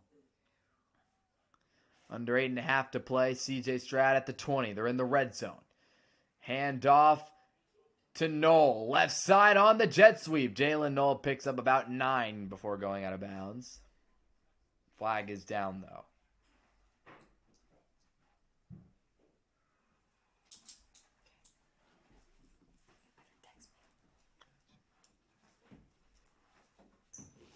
It's going to be a holding call on Houston. That'll back them up.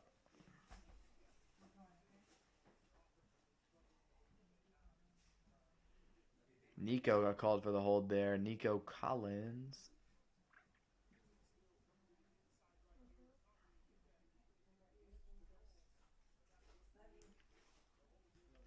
Lamar is officially inactive tonight.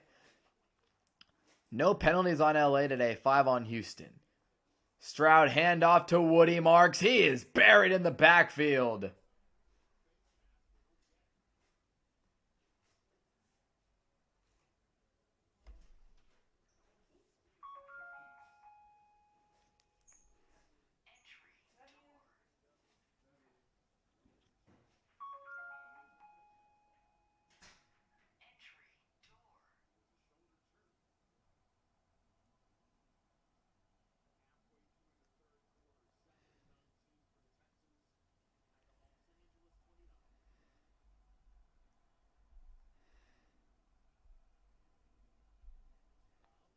Second and 19. Stroud out to Christian Kirk. He's taken down.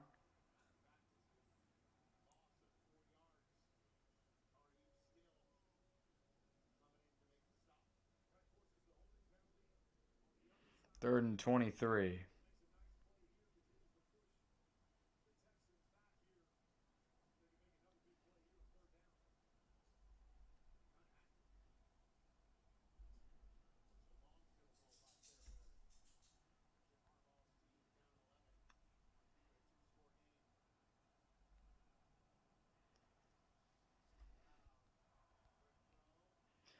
Stroud with a quick fire underneath to Hutchinson. He's stopped.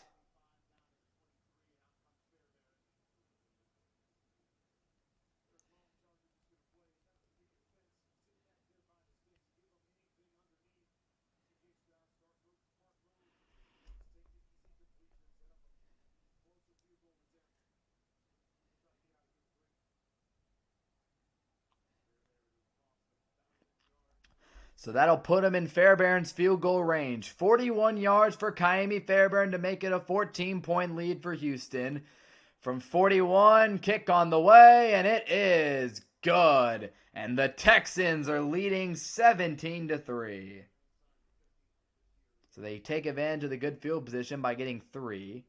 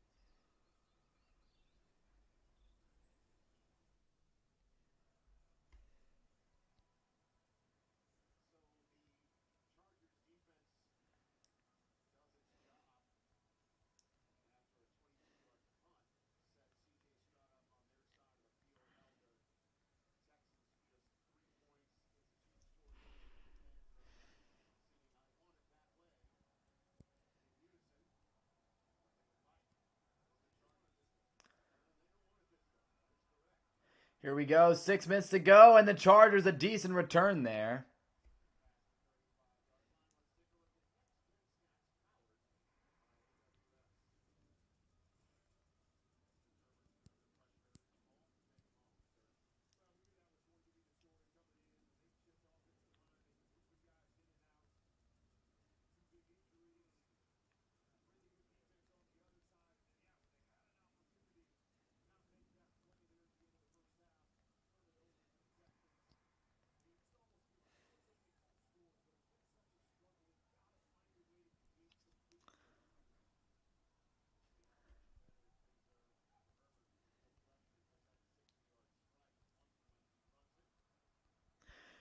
First and 10 handoff.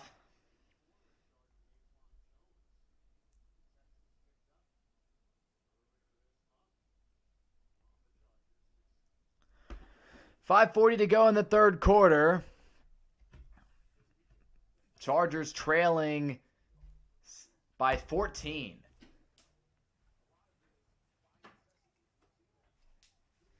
So here we go. 5.5 to go. Here we go. 5.5 in the third.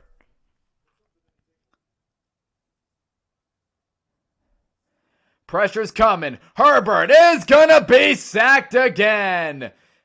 Flag is down. Henry To'oTo'o has a sack at the moment, but a flag came in. Did someone jump off sides? What's the call? It was an offsides call on Will Anderson.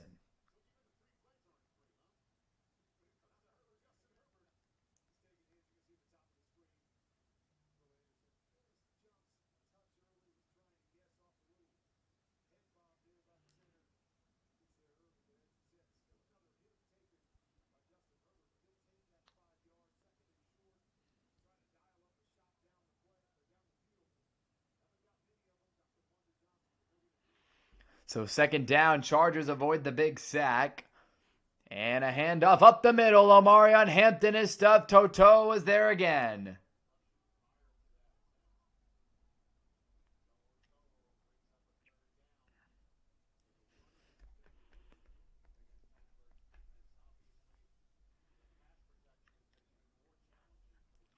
Four and a half to go. Third down and 3 coming up. Chargers have just had nothing on offense all day. Third down and 3 from the 43. Herbert in shotgun. Motions McConkey inside. Herbert dropping back, stepping up over the middle. Pass is caught. First down. It's Keenan Allen with his first catch of the day. They desperately needed a third down conversion, and that's Keenan's first catch of the day for 17 yards and a first down. Big time moment there for Keenan Allen. Great throw by Justin Herbert as well on the step up. I've streamed the Chargers a little too much.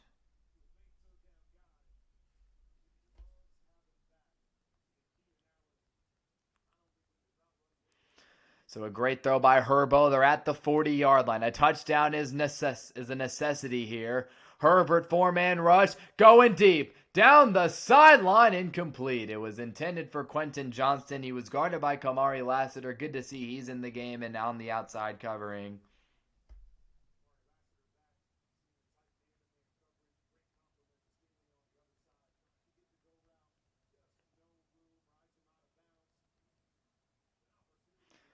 Second down and 10.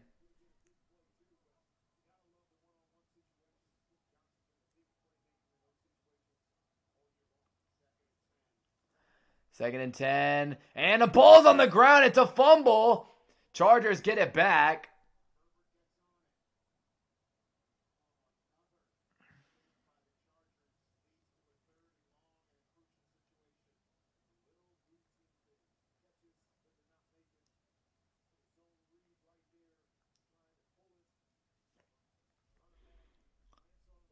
Just a read option look with Herbert, and the ball just drops out of his hands. That's a bad turnover right there. Third and 14. McConkey motions. Herbert has to step up, and he's going to go run. Justin Herbert fighting for the first down. He's across the 20. What a job by Herbert there. He's not a guy who uses the legs too often, but on that play, Herbert took off, and instead of sliding near the first down marker, he just kept going and picked up an extra 10 yards. He did not shy, or maybe 15, he just did not shy away from any contact. Gotta give Justin Herbert respect there. He put his body on the line for this team and this franchise. And all of a sudden, LA is definitely in striking distance. Justin Herbert dealing with the broken hand, but he is not afraid of anything at the moment. He's not afraid of anybody or anything. And he's been sacked a lot today. How many sacks does Houston have? My goodness. I feel like every drop back, it's a sack. That's what it's felt like. Big scramble there for Herbert, though. He got 28 yards. Stingley's down. Second time today the Texans have had one of their 2-star corners go down today. Not good. Houston, how many sacks today? Based on the ESPN box score. Stingley's coming out. They have 5. Man. Although there's a half sack in there, so I guess 4. But Justin Herbert right here, I thought he was going to slide down near that first down marker. He lowers himself into Stingley, who takes a big hit, and Stingley took the brunt force of that hit from Justin Herbert, and then he just stayed up and got that big first down run. So shout out to Justin Herbert putting the ball in the line. Unfortunately, Derek Stingley, he did catch the again, he caught most of that force. They're at the 16. Gadsden in motion. Herbert quick out to Hampton. He catches it with one hand, stiff arms Lassiter, and he goes out of bounds with a few yards there. So Marion Hampton put some effort into that one. Made a nice reception. Wasn't Herbert's best throw of the day. Do they finally go to Ladd McConkey is the question. McConkey hasn't been able to do anything today.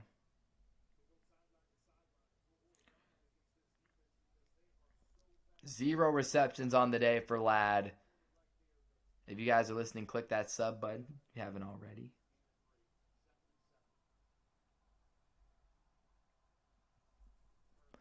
Second and 7. Herbert rolling out right. Looking. And throwing sidearm, and it's nearly intercepted. Oh, man. Dangerous throw from Herbert into the end zone, and it was Lassiter in coverage.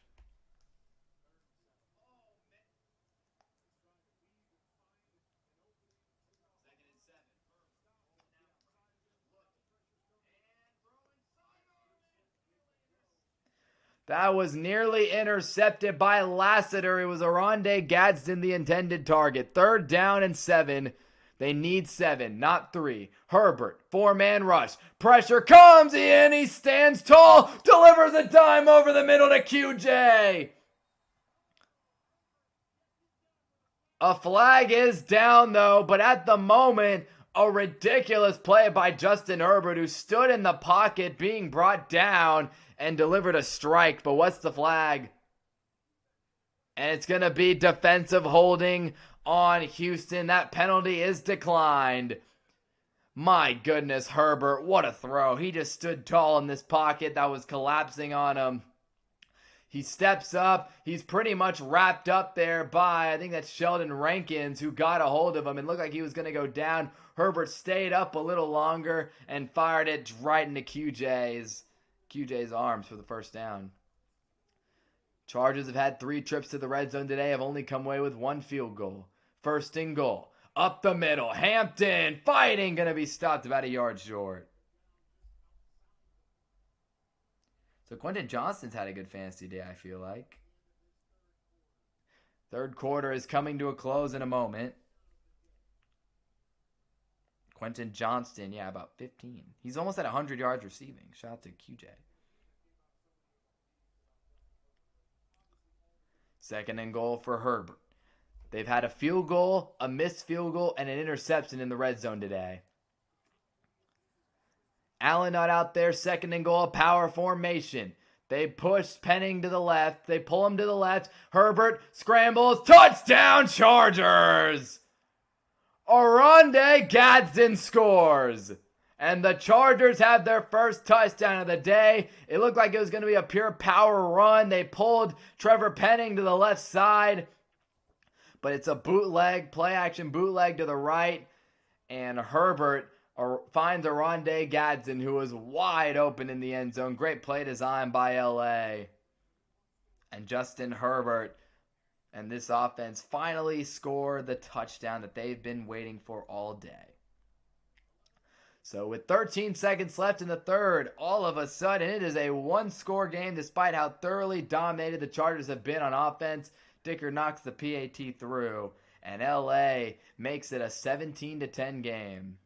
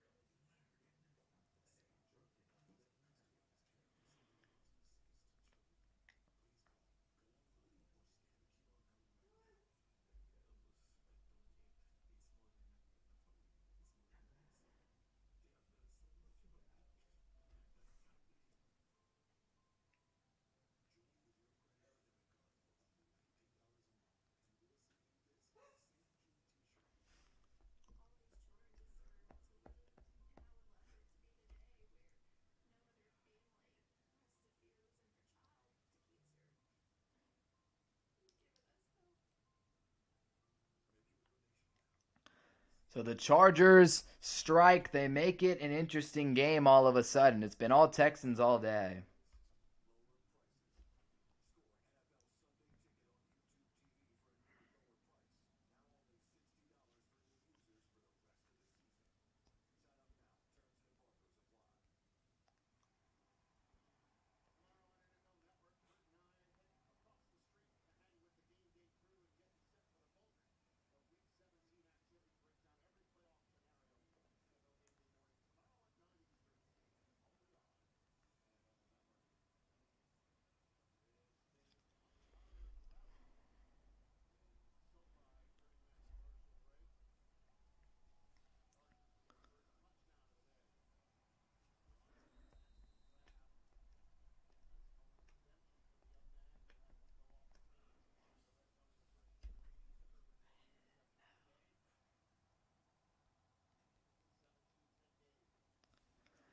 Here we go. Return here from Smith for the Texans. He gets to the 25 and he will be brought down.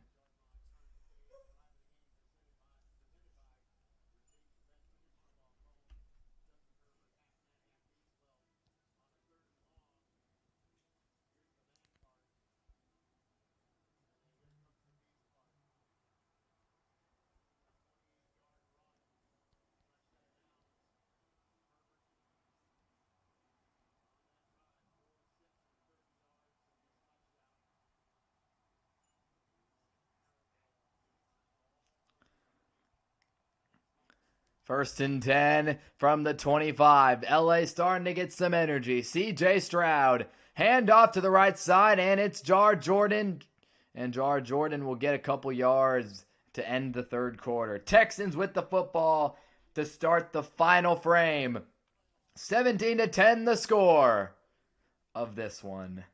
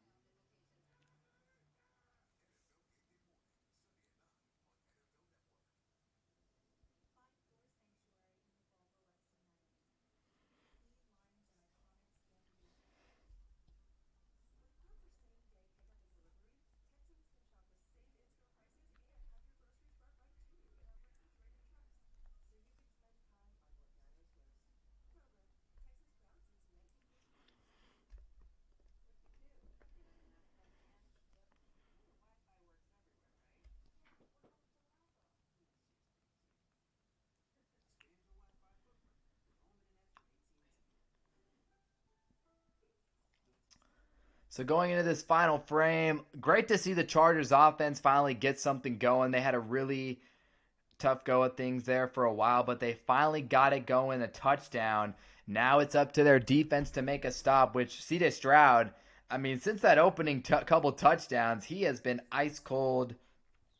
Stroud looked like he was on his way to a massive game, and now all of a sudden, not so good. Here's the playoff bracket, or playoff picture. You got the Broncos, who have already clinched their berth. They are the number 1 seed in the conference. New England's clinched their berth. They're number 2. Jaguars have clinched theirs. They're 3. Bills and Chargers also all clinched. Texans look to clinch today, which will eliminate the Indianapolis Colts from the playoffs, I believe. And then you have the Ravens, who are on the outside looking in. Their only chance would be winning the AFC North. So 2nd and 7, Stroud off his back foot, fires down the field, out of bounds.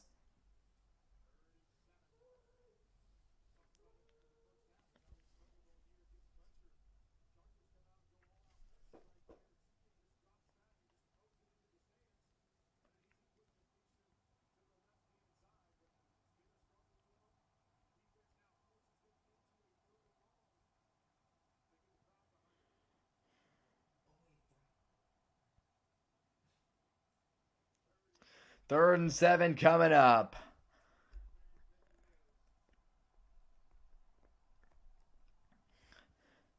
Stroud.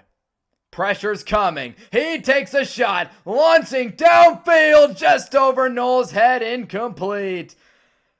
CJ Stroud took a massive shot there. A flag is down.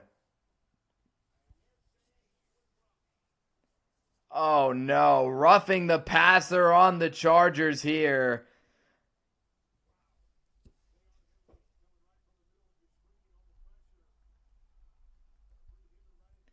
And Stroud takes a huge hit in the middle, and I just don't, again, body weight or whatever, I don't like it, man. I hate roughing the passer in a call like that. Henley just tried to make a play there, and then they call that? Come on. That's so lame. Minter definitely didn't like that. That's the first penalty on the Chargers today. 1st down and 10. Big time field position flip now. Here's Stroud, handoff up the middle. Woody Marks fighting for a few yards.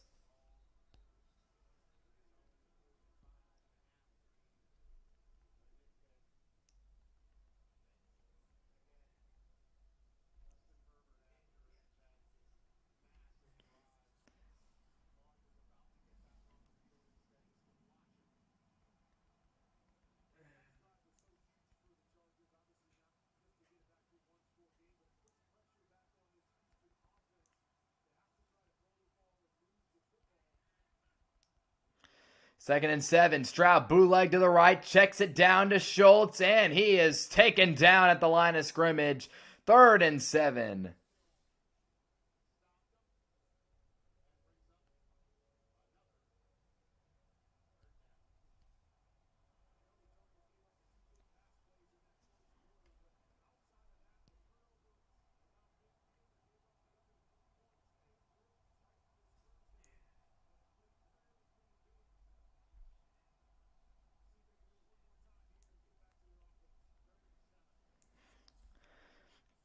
Third down and 7.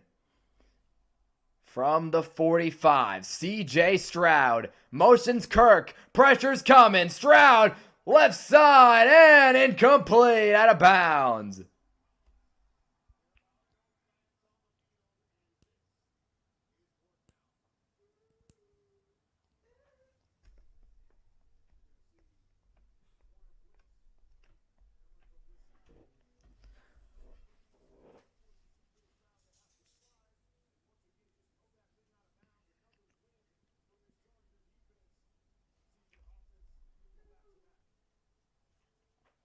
Fourth and 7.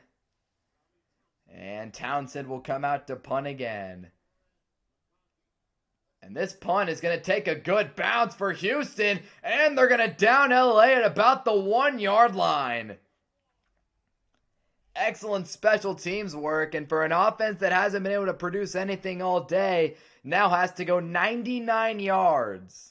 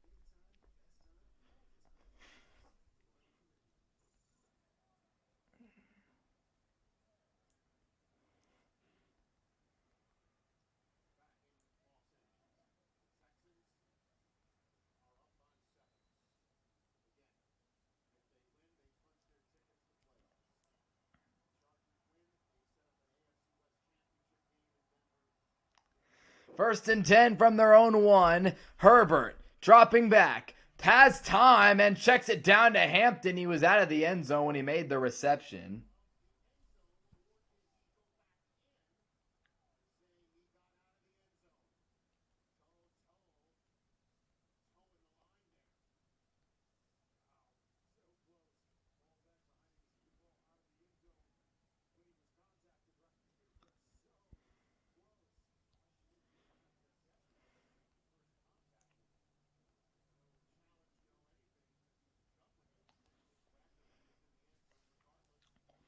Second down and 11.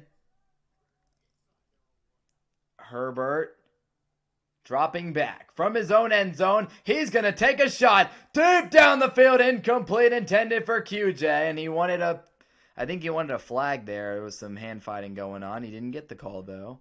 Third and 11.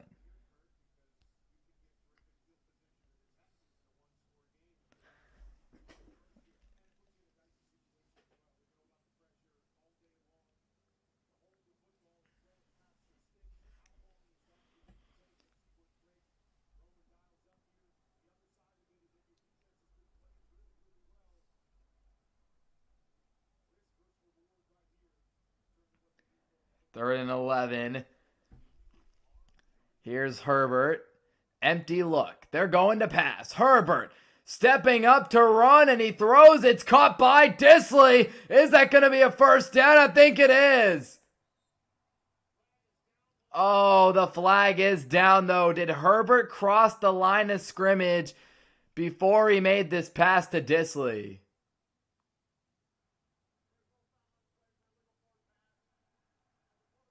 Wow, there was no flag. They're going to pick up the flag. It is a first down. What a play from Herbert.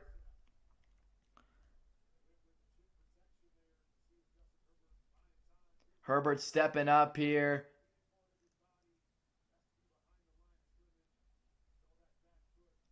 What a job by Justin Herbert there to step up and make that throw. That's big time. From the 19-yard line. Handoff left side, up the middle. Not much there for LA's run game. We haven't seen much of the rotation. Is that Kamani Vidal? It is Kamani Vidal. We've barely seen him today. Or that's not Kamani Vidal. I forgot he's injured, isn't he? Who is this guy? Who's the little man? They usually run a pretty split backfield between Vidal and what's his name? And obviously Omarion Hampton, but I think Vidal is banged up. 2nd down and 9.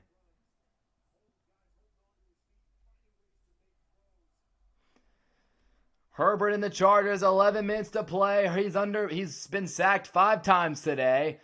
Texans show blitz. They send pressure. Herbert left side of the field, and it is incomplete. Tried to go for Keandre Lambert-Smith on the left side. He was covered, and Herbert just fired that one out of bounds. If the Chargers are able to win this game, the Jaguars could clinch the AFC South with a win on Sunday. 3rd and 9 here for the Chargers, an offense that struggled a lot today. Here we go. Huge 3rd down. Justin Herbert. 3rd and 9. Takes the snap. 4-man rush. Herbert pressured. Has to get rid of it. Underneath pass is completed. Not many yards for Omarion Hampton. Henry Toto slung him down, and that ends the drive. LA had to start from their own 1. It was going to be an uphill battle for any offense, and for LA, that's the end of the drive.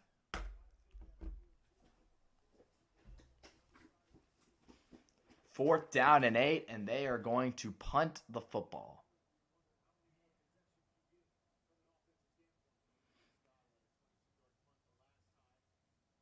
Punting it away, 10.5 to go. And it'll be... Punt will go out of bounds, and the Texans will get the football back. So, I mean, they were in a tough spot to begin with the second that ball didn't roll into the end zone, and now, yikes. Now they got to get another stop.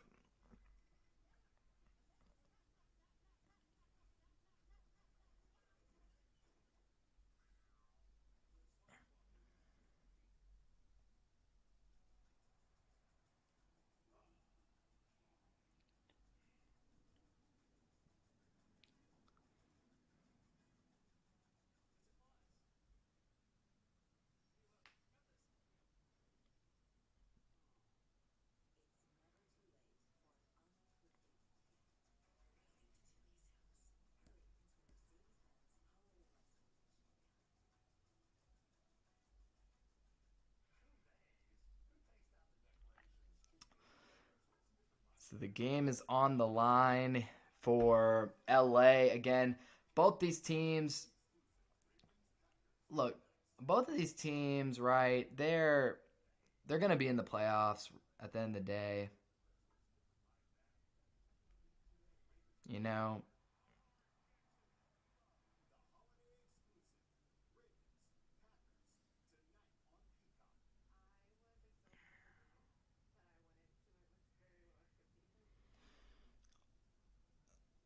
they're both going to be playoff teams. They're both going to be competing for a Super Bowl.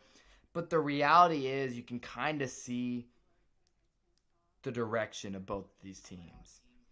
The Texans' defense is a juggernaut unit. If that group stays healthy, for the playoff run, you got an elite pass rush. You got dogs in the secondary, good linebackers, hard hitters, physical, electric, quick. For the Chargers, they were a juggernaut at the beginning of the season, but eventually those O-line injuries catch up to you. And the Texans are a really bad matchup. I've been impressed with the fact that the Chargers are even in this game. Credit to Jesse Minter and Jim Harbaugh for that defensive effort today. They gave up 2 bomb touchdowns at the beginning of this game. They've only allowed 3 points since. LA's defense is very good. Houston's defense is just at another level. And again, Houston's offensive line isn't great, but LA's offensive line has been decimated by injuries. But Justin Herbert is the better quarterback, and he's made some Superman plays today. Starting at their own 45, excellent field position for Stroud in Houston to try to make this a 2-score game. Stroud handoff up the middle. Woody Marks bursts free, gets about 9 before being taken down. In 1-score games this year, the Chargers are 6-1, Houston's 5-5, but they've won 5 straight 1-score games. The Texans started bad in 1-score games and have shined ever since. They went 0-5 at the beginning of the year in those 1-score games, and now they're 5-0 in the 1-score games recently. CJ Stroud has not been great today. After the 2 great touchdown throws, he's thrown a couple bad interceptions. 2nd and 1, they're going to try and lean on this ground game, though. Up the middle, Woody makes the cut, first down, Houston. So with a loss today, Denver takes the division. They take the division. Obviously, they're competing for that number 1 seed in that first round bye. That's always so critical. You want to obviously get that. Not having to play in the first round, rest up your guys, all those things. That's so important to be able to do that. Extremely important, right? So, 1st and 10. Stroud under center, handoff Woody, bouncing around. Woody Marks dragging defenders, another 7 yards.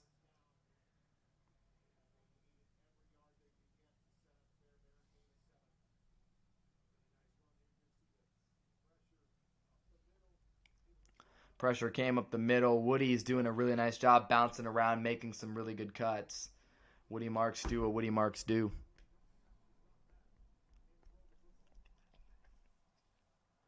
2nd and 3. 8:40 to go in this football game. Stroud under center. Man in motion, it's Schultz. And CJ Stroud, flag on the play, as here is Marks. He's going to get a few yards, about a yard or 2 before being brought down, but a flag came in. Was a guy lined up offsides. Yep, that's what it is. Offsides on the Chargers there. That's a bad penalty to get called for in that moment. You cannot do that. So the Chargers have been able to stick into this game thanks to, of course, the Derwin James interception and some timely defense and some big moments. That's been their keys to this game. A missed field goal from Cameron Dicker does loom large right now, though. It could be 17-13. And now with Houston threatening to take a 2-score lead again, that could be really big. 1st and 10 from the 31-yard line. Stroud with Schultz in motion.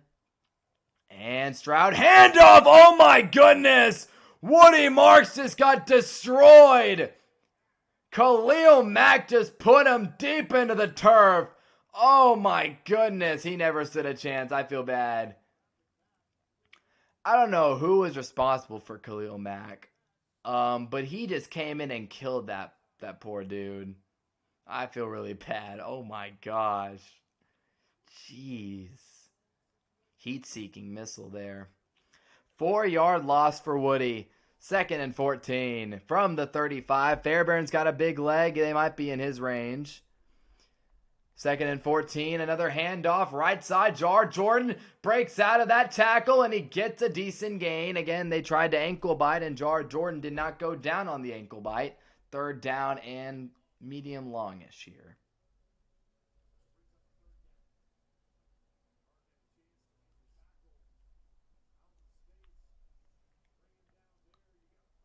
Didn't make that tackle out in space very well right there, to be honest. 3rd and 5 for LA's defense, needing a huge stop. They need this stop so badly, man. This is huge. The clock is ticking. The Texans will use their first timeout to stop this clock, as the play clock was winding down. 6:37 to go in this football game. LA desperately needs a stop. It's their only chance.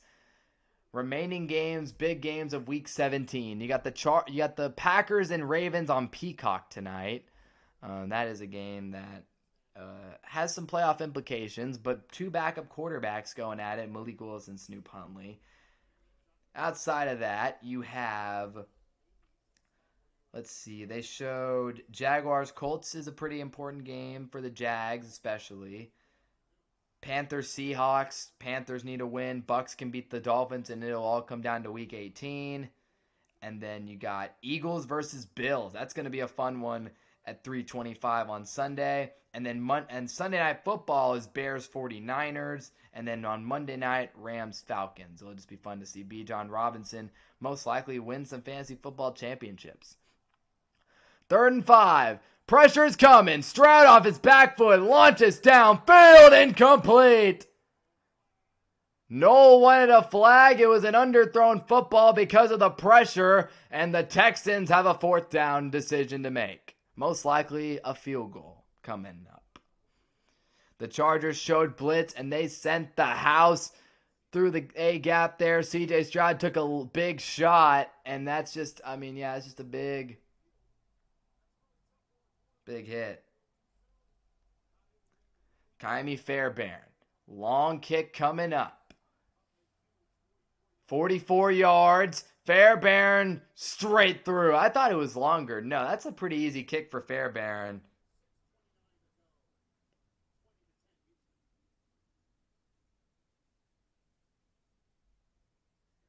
Oh, the C gap. Okay. Yeah, okay. So the field goal is good, and this makes it a 2-possession game. And with Houston's defense playing the way that they've been playing, that's pretty much an insurmountable deficit. So, yeah. Good job by Harbaugh, though. The C-gap pressure got through, forced Stroud to make a tough decision. But if you're Houston in that spot, you just don't want to turn the football over.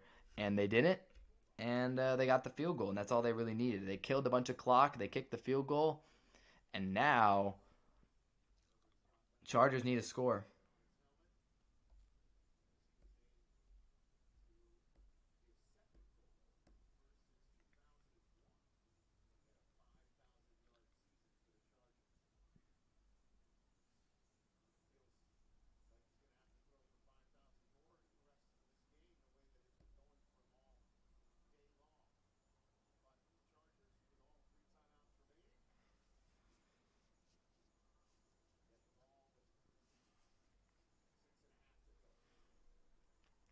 $6:29 to go. And here's Patterson on the return for LA. He is going to be stuffed up at the 25. Who won the bowl games today in college football? Wow, BYU came back and won, finishing the season 12-2. So Keenan Allen with 1 reception for 17 yards today, and Ladd McConkey with 0 across the board going into what could be the final drive of the day for LA. That is bad. If you started Ladd McConkey today, a big old 0 is not going to help you out very much. I'm going to be honest. 1st and 10, Herbert, clean pocket, stepping into this throw, left side, pass is caught, and there he is, Ladd McConkey, 1st down. 31-yard strike to Ladd. He has struggled today. That's his first target of the entire game, but he finally makes the big play that they've needed all game. McConkey just runs a little out and up concept, and he gets open on the left side, takes a big hit from Lassiter at the end, but he hauls it in, and LA moving to the 44. Herbert, they need points. He's got time, stepping up. Justin Herbert spun down there by Danielle Hunter as that pocket eventually collapsed on him. 5.5 to go in the 4th quarter. Chargers got to go up tempo. You want to leave time for your defense to be able to get a stop.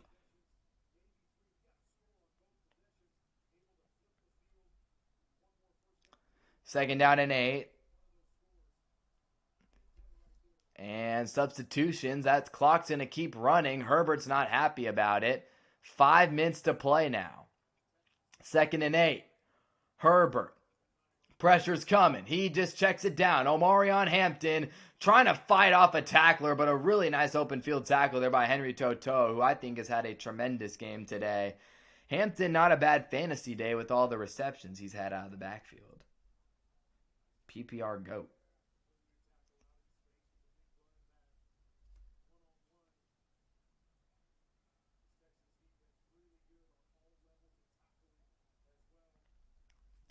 So now down to 4.5 minutes. Not a ton of urgency here from LA yet. 3rd and 6. They're at the 40. Herbert motions QJ inside. And here's Herbo on 3rd down. He's under pressure, and he's going to be sacked. The one thing they couldn't have had happen there. A flag is down. As of right now, Danielle Hunter has another sack. But is the flag in the secondary?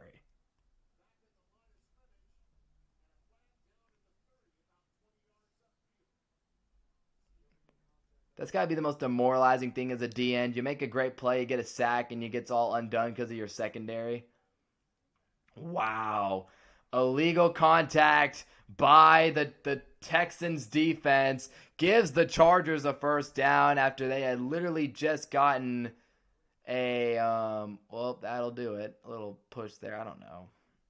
But that is just a big play. A sack on Justin Herbert. Danielle Hunter got him up high.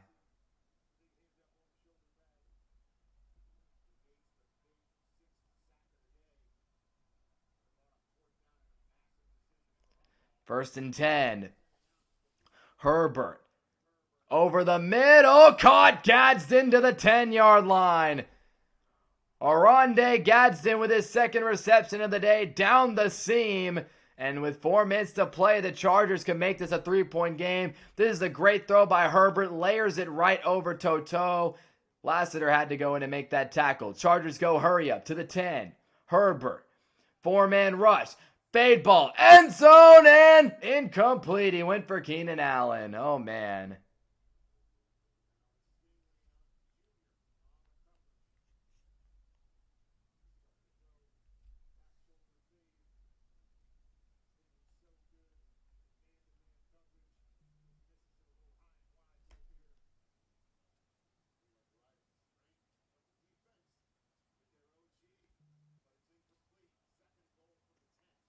Second and goal.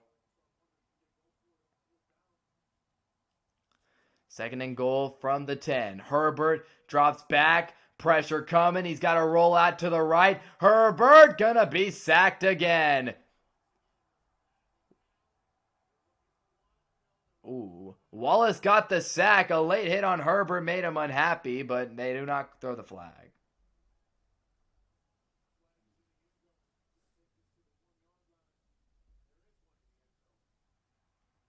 But there's a flag?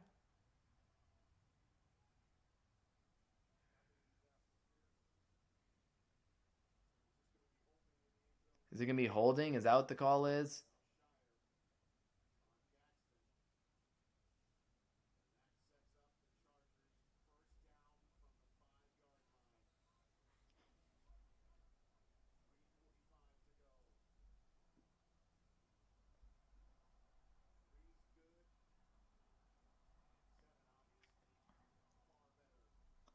First and goal after the holding call from the 5. Herbert looking, launching, end zone. Incomplete. He wanted McConkey in the back of the end zone.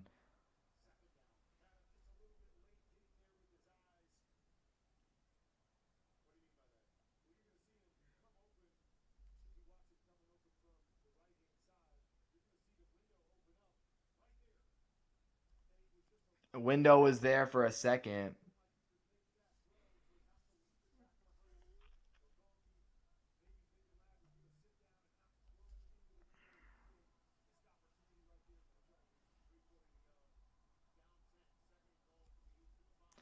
Second and goal up the middle. Touchdown.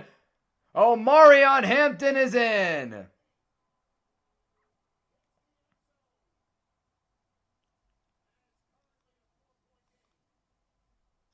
Hampton makes it a 4-point game. A Dicker PAT will make it a field goal game. Big time touchdown for LA. And all of a sudden, this game is up for grabs. Both of these teams have been great in one-score games the last back half of the season, and it'll be put to the test here.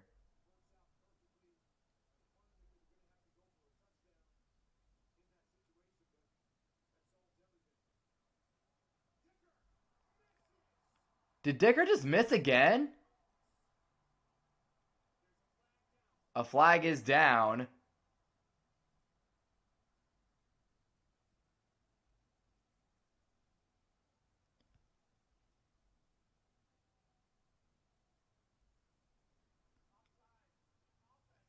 Wow. Offensive offsides.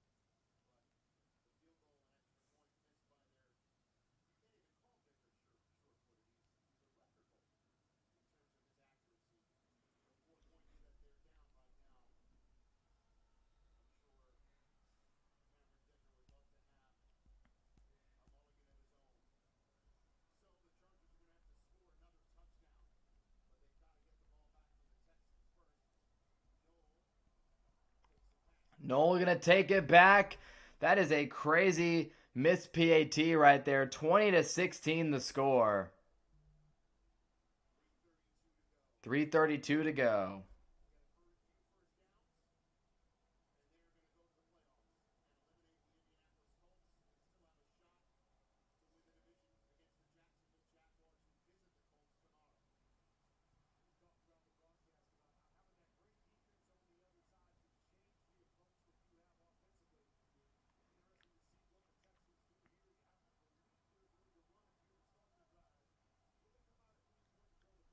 First and 10 from the 26. Huge drive here for Houston. Hand off to Woody Marks. Left side. He stopped at the line of scrimmage.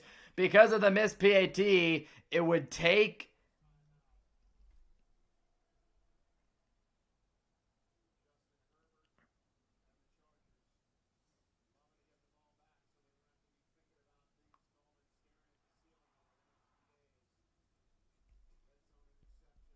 Can't believe Dicker actually just missed 2 kicks in this game. That's insane. A missed PAT from Dicker, I mean, my goodness, that's insane. So the Chargers have had a missed field goal, a red zone turnover, and a missed PAT today. They've had some huge miscues. If Dicker did his job, they'd be tied right now. I don't think Chargers fans ever would expect Cameron Dicker to be the reason they lose a football game, but he has not been good today. Second down and 10, though. They're still in it.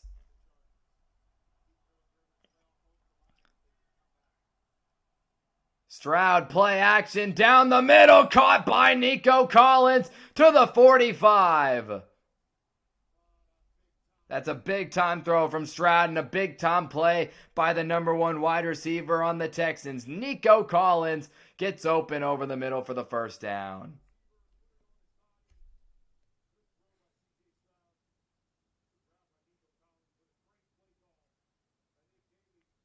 That's a huge throw. 2:55 to go. If you guys are listening, be sure to click the subscribe button. First and 10. And Stroud handoff to Woody, and he's going to be swallowed.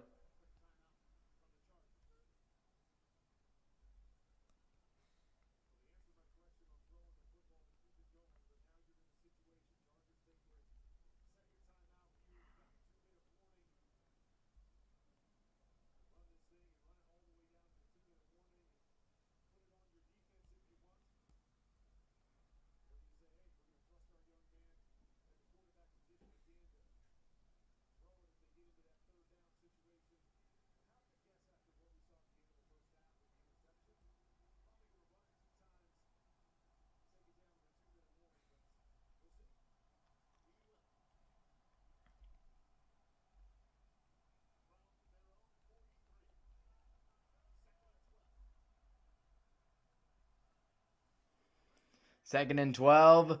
Stroud handoff right side. Marks is going to get a few.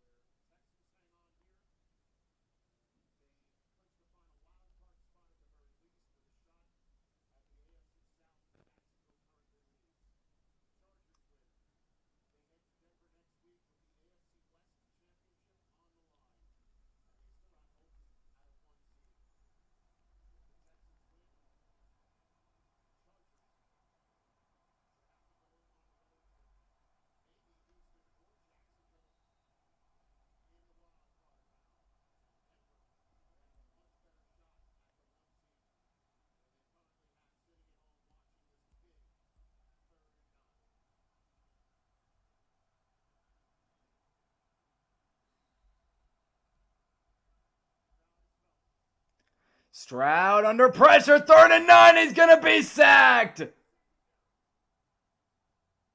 Flag is down, though.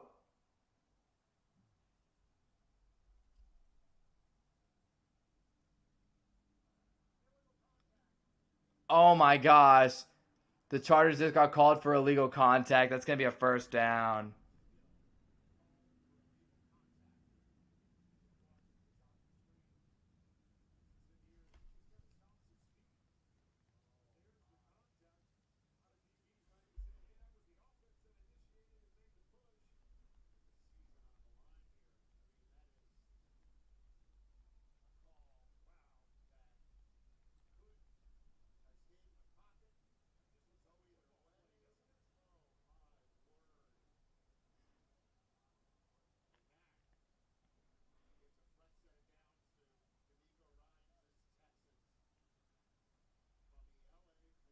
So now they have a first down. LA is out of timeouts. Hand off to Marks up the middle. Woody Marks pushes forward, and they're even closer to a victory now.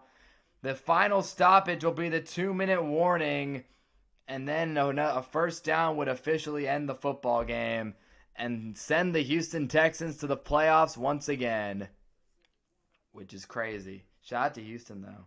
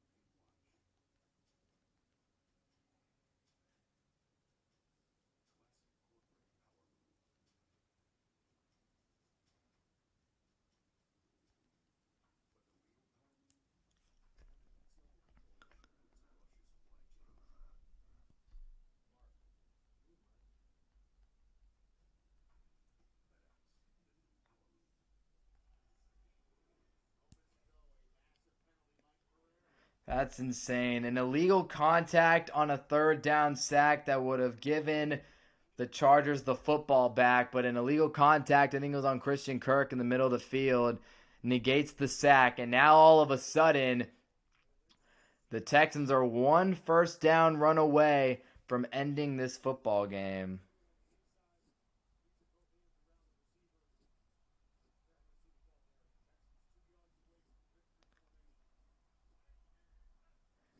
Handoff up the middle. Woody Marks first down. Texans win it. Packers are about to start in about 20 minutes.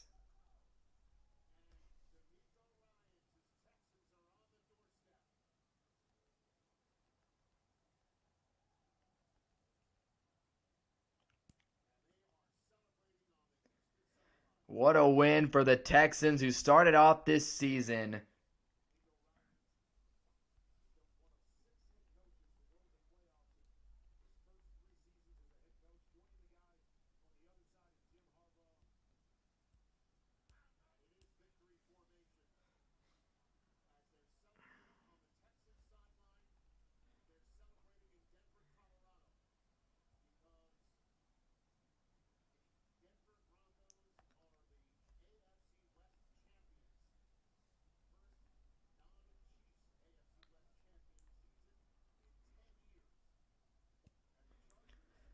So that's it. Again, I got to give it to the Texans, man. Really impressive what they've done and what they've accomplished this season.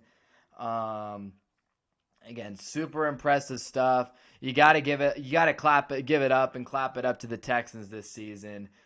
They started slow, they struggled a lot, and when it mattered most, they were able to come out and get it done. And obviously, Cameron Dicker is going to be the man that people are upset at today because he did not get his job done.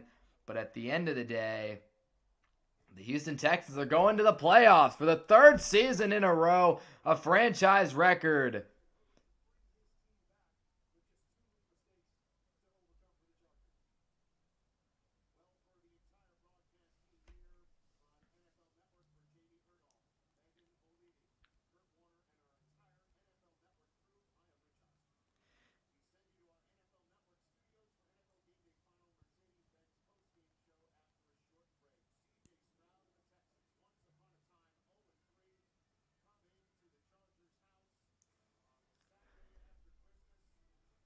And Cameron Dicker did not have a good day today. Um, wow. So the Denver Broncos, for the first time in 10 years, have won the AFC West thanks to this win tonight. And now the Texans are going to the playoffs. So what a win. I think this also officially eliminates the Indianapolis Colts. So this game really did really did send a lot of shockwaves through the AFC playoff picture. Shout out to the Texans, though. What a season that they've had. They really have put together a tremendous season. Their defense is incredible. And they only scored 6 points after that first quarter early onslaught by C.J. Stroud. After that, it was just complete and utter domination from their defense. Chargers fought back and crawled back. Shout out to Justin Herbert. He played tough today. Dicker was not good. He missed some big field goals, but the Texans were the better team today. They dominated up front. They did a good. They ran the ball better. They earned this win today, and they're obviously going back to the playoffs. They're a team that can make some noise. Look, the offensive inconsistencies are there. C.J. Stroud is definitely not the same quarterback he was his incredible rookie year. But the reality is, you give that defense an opportunity, and they will make life hell for any team in the AFC. And their resume speaks for itself. They've beaten good teams. They've beaten the Chargers. They've beaten the Bills. They've beaten the Jaguars. They've beaten the Colts. They've beaten all these teams. Mahomes and the Chiefs. They beat them too. Who they beat from the NFC? They beat someone good for the NFC, didn't they? How'd they do against the NFC this year? The Texans this year. They lost to the Rams in a really close game. One of the best teams in the league. They lost to the Rams in a really close game. They lost to Seattle in a close game. They beat San Francisco.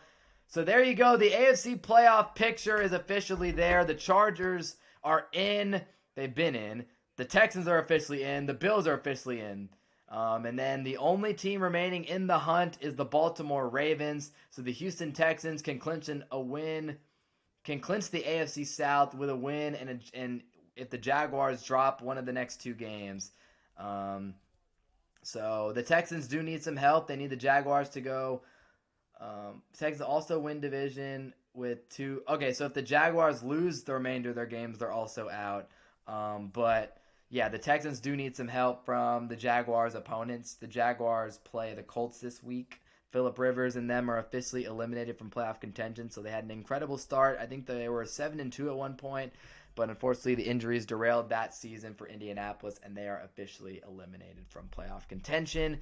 Meanwhile, the Ravens remain in the AFC North hunt, but it looks like Pittsburgh is probably going to take that division. I think the Ravens could be eliminated tonight, if I'm not mistaken. Regardless, the Ravens aren't doing anything in the playoffs anyway. And the Steelers play the Browns tomorrow. So, I mean, yeah. Yeah, I mean the Ravens could be eliminated from contention. The AFC playoff picture could be pretty much set in stone. I don't know how seeding could change, but it could pretty much be set in stone if the Ravens lose tonight, which is crazy, right? I mean, there is literally zero drama in the AFC right now. Everybody's in. Um,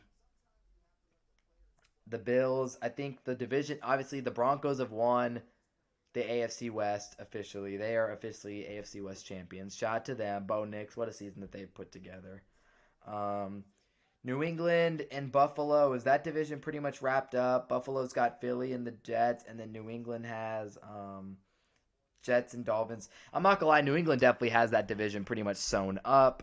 Jaguars, and there could be a little bit of drama, but if the Jaguars can just take care of business against the Colts tomorrow, and then the Titans to end the season, I mean, we've seen the Jaguars sell before, but I think the Jaguars should pretty much have this division. They're in a good spot. I mean, if you told they just got to beat the Colts and the Titans, like they'll be fine. And then yeah, I think the AFC playoff picture's all but set right now. In the NFC, you got the Seahawks at the top of this conference right now at 12-3. The Bears at top of the North, and they're in first place because of that win over Green Bay. Philadelphia in the playoffs. I think the playoff picture in the NFC is pretty much the exact same as the AFC, where it's all set in stone except for one division, which is the AFC South. That will most likely come down to Week 18 between the Bucks and the Panthers in that second matchup. Um, Everybody else has been eliminated. Detroit was eliminated with their loss to the um, Vikings on Thanksgiving, or not, on Christmas. They got eliminated. So I don't know how much movement there can be. The Eagles are pretty much locked into that 3 seed. Seattle and Chicago, look, I doubt that Seattle drops from 1 at this point. They have that win over the Rams. Again, the 49ers could provide them some trouble, though. The Rams at 11-4 are the 6th seed. The Rams are most likely going to win out, though, against the Falcons and Cardinals to end the season. So the Rams are probably in a good spot. But yeah, and then Green Bay, they clinched their playoff spot as well. They are good, most likely as the 7th seed at the moment.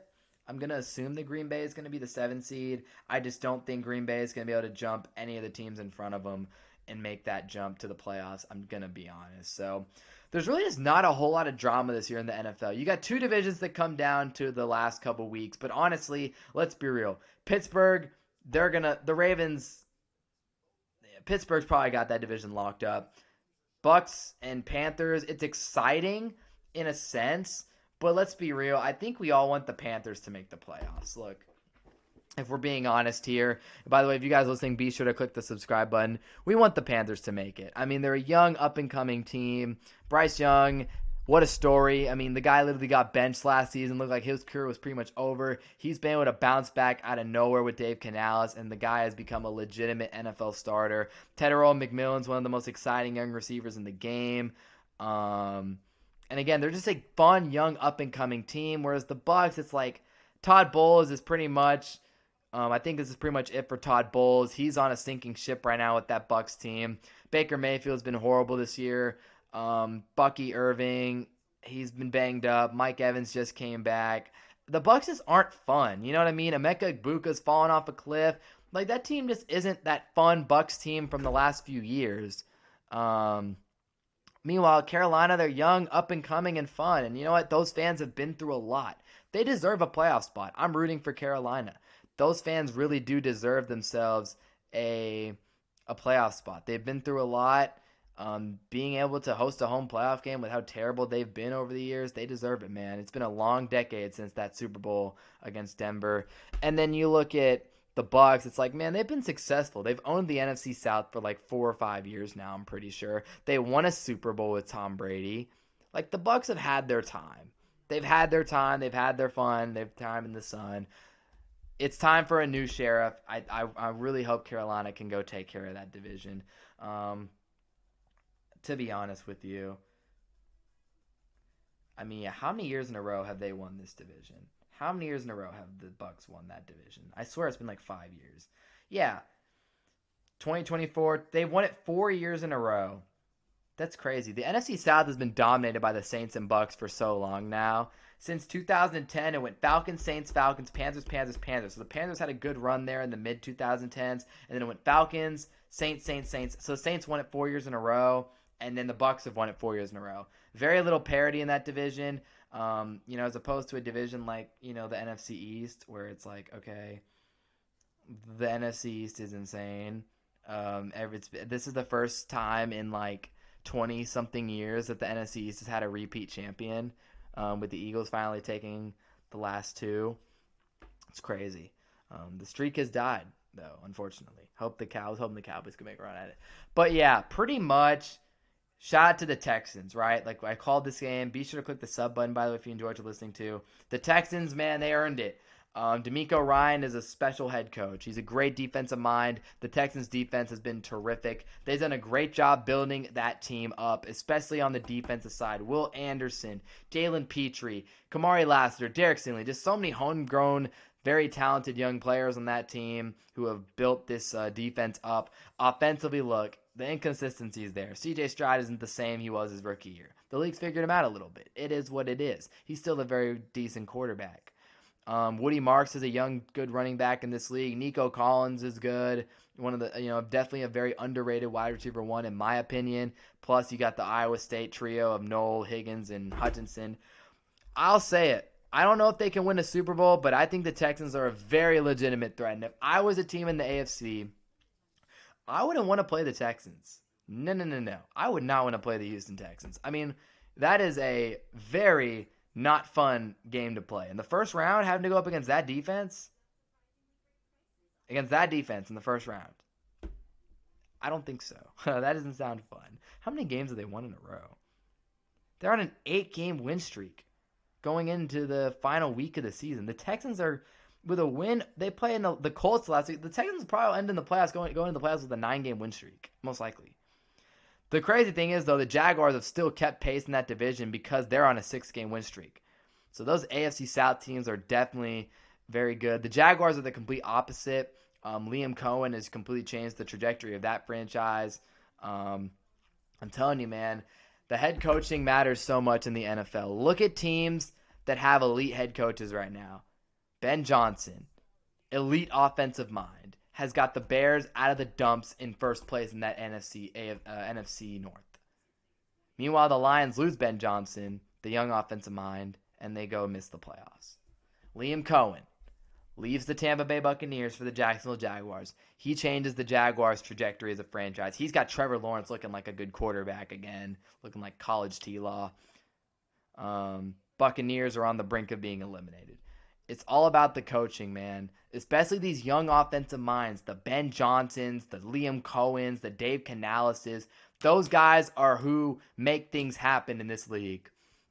And then you have your gems, your D'Amico Ryans and guys like that who are studs and all of that. But yeah, I mean, it is crazy.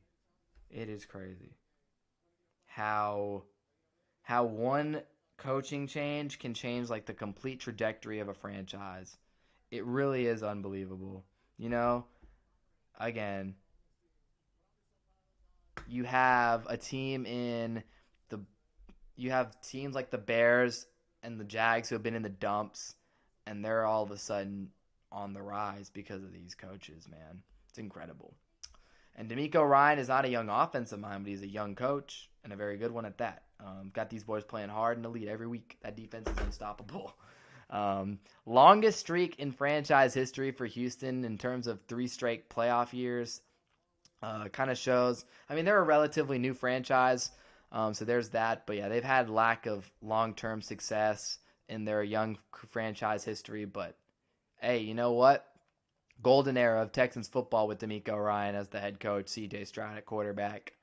We'll see what they can do come playoff time, but they are officially in with the win today. And again, a final look at the playoff picture before I call it a stream.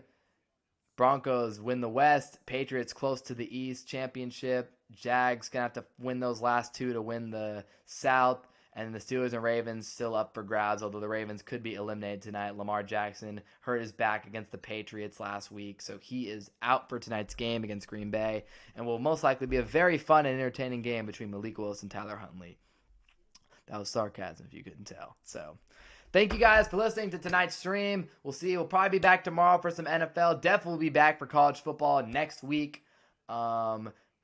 Final scenario here for the Ravens. They have to win their final 2 games and have the Steelers lose against the Cleveland Browns in Week 17. I'm pretty sure it's like a divisional tiebreaker there, or some divisional record tiebreaker they would need.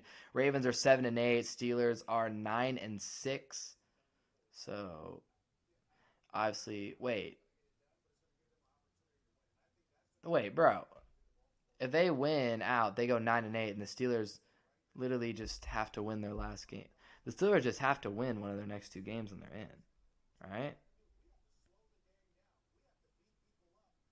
Right? Don't they just win one more game? Oh, wait. Yeah, they play next week. Okay, so if the Ravens win tonight and the Steelers lose tomorrow, it just comes down to Week 18, which would be crazy. Be 2 divisional games for Week 18 between the Bucs and Panthers and the Steelers and Ravens. Okay, cool. Well,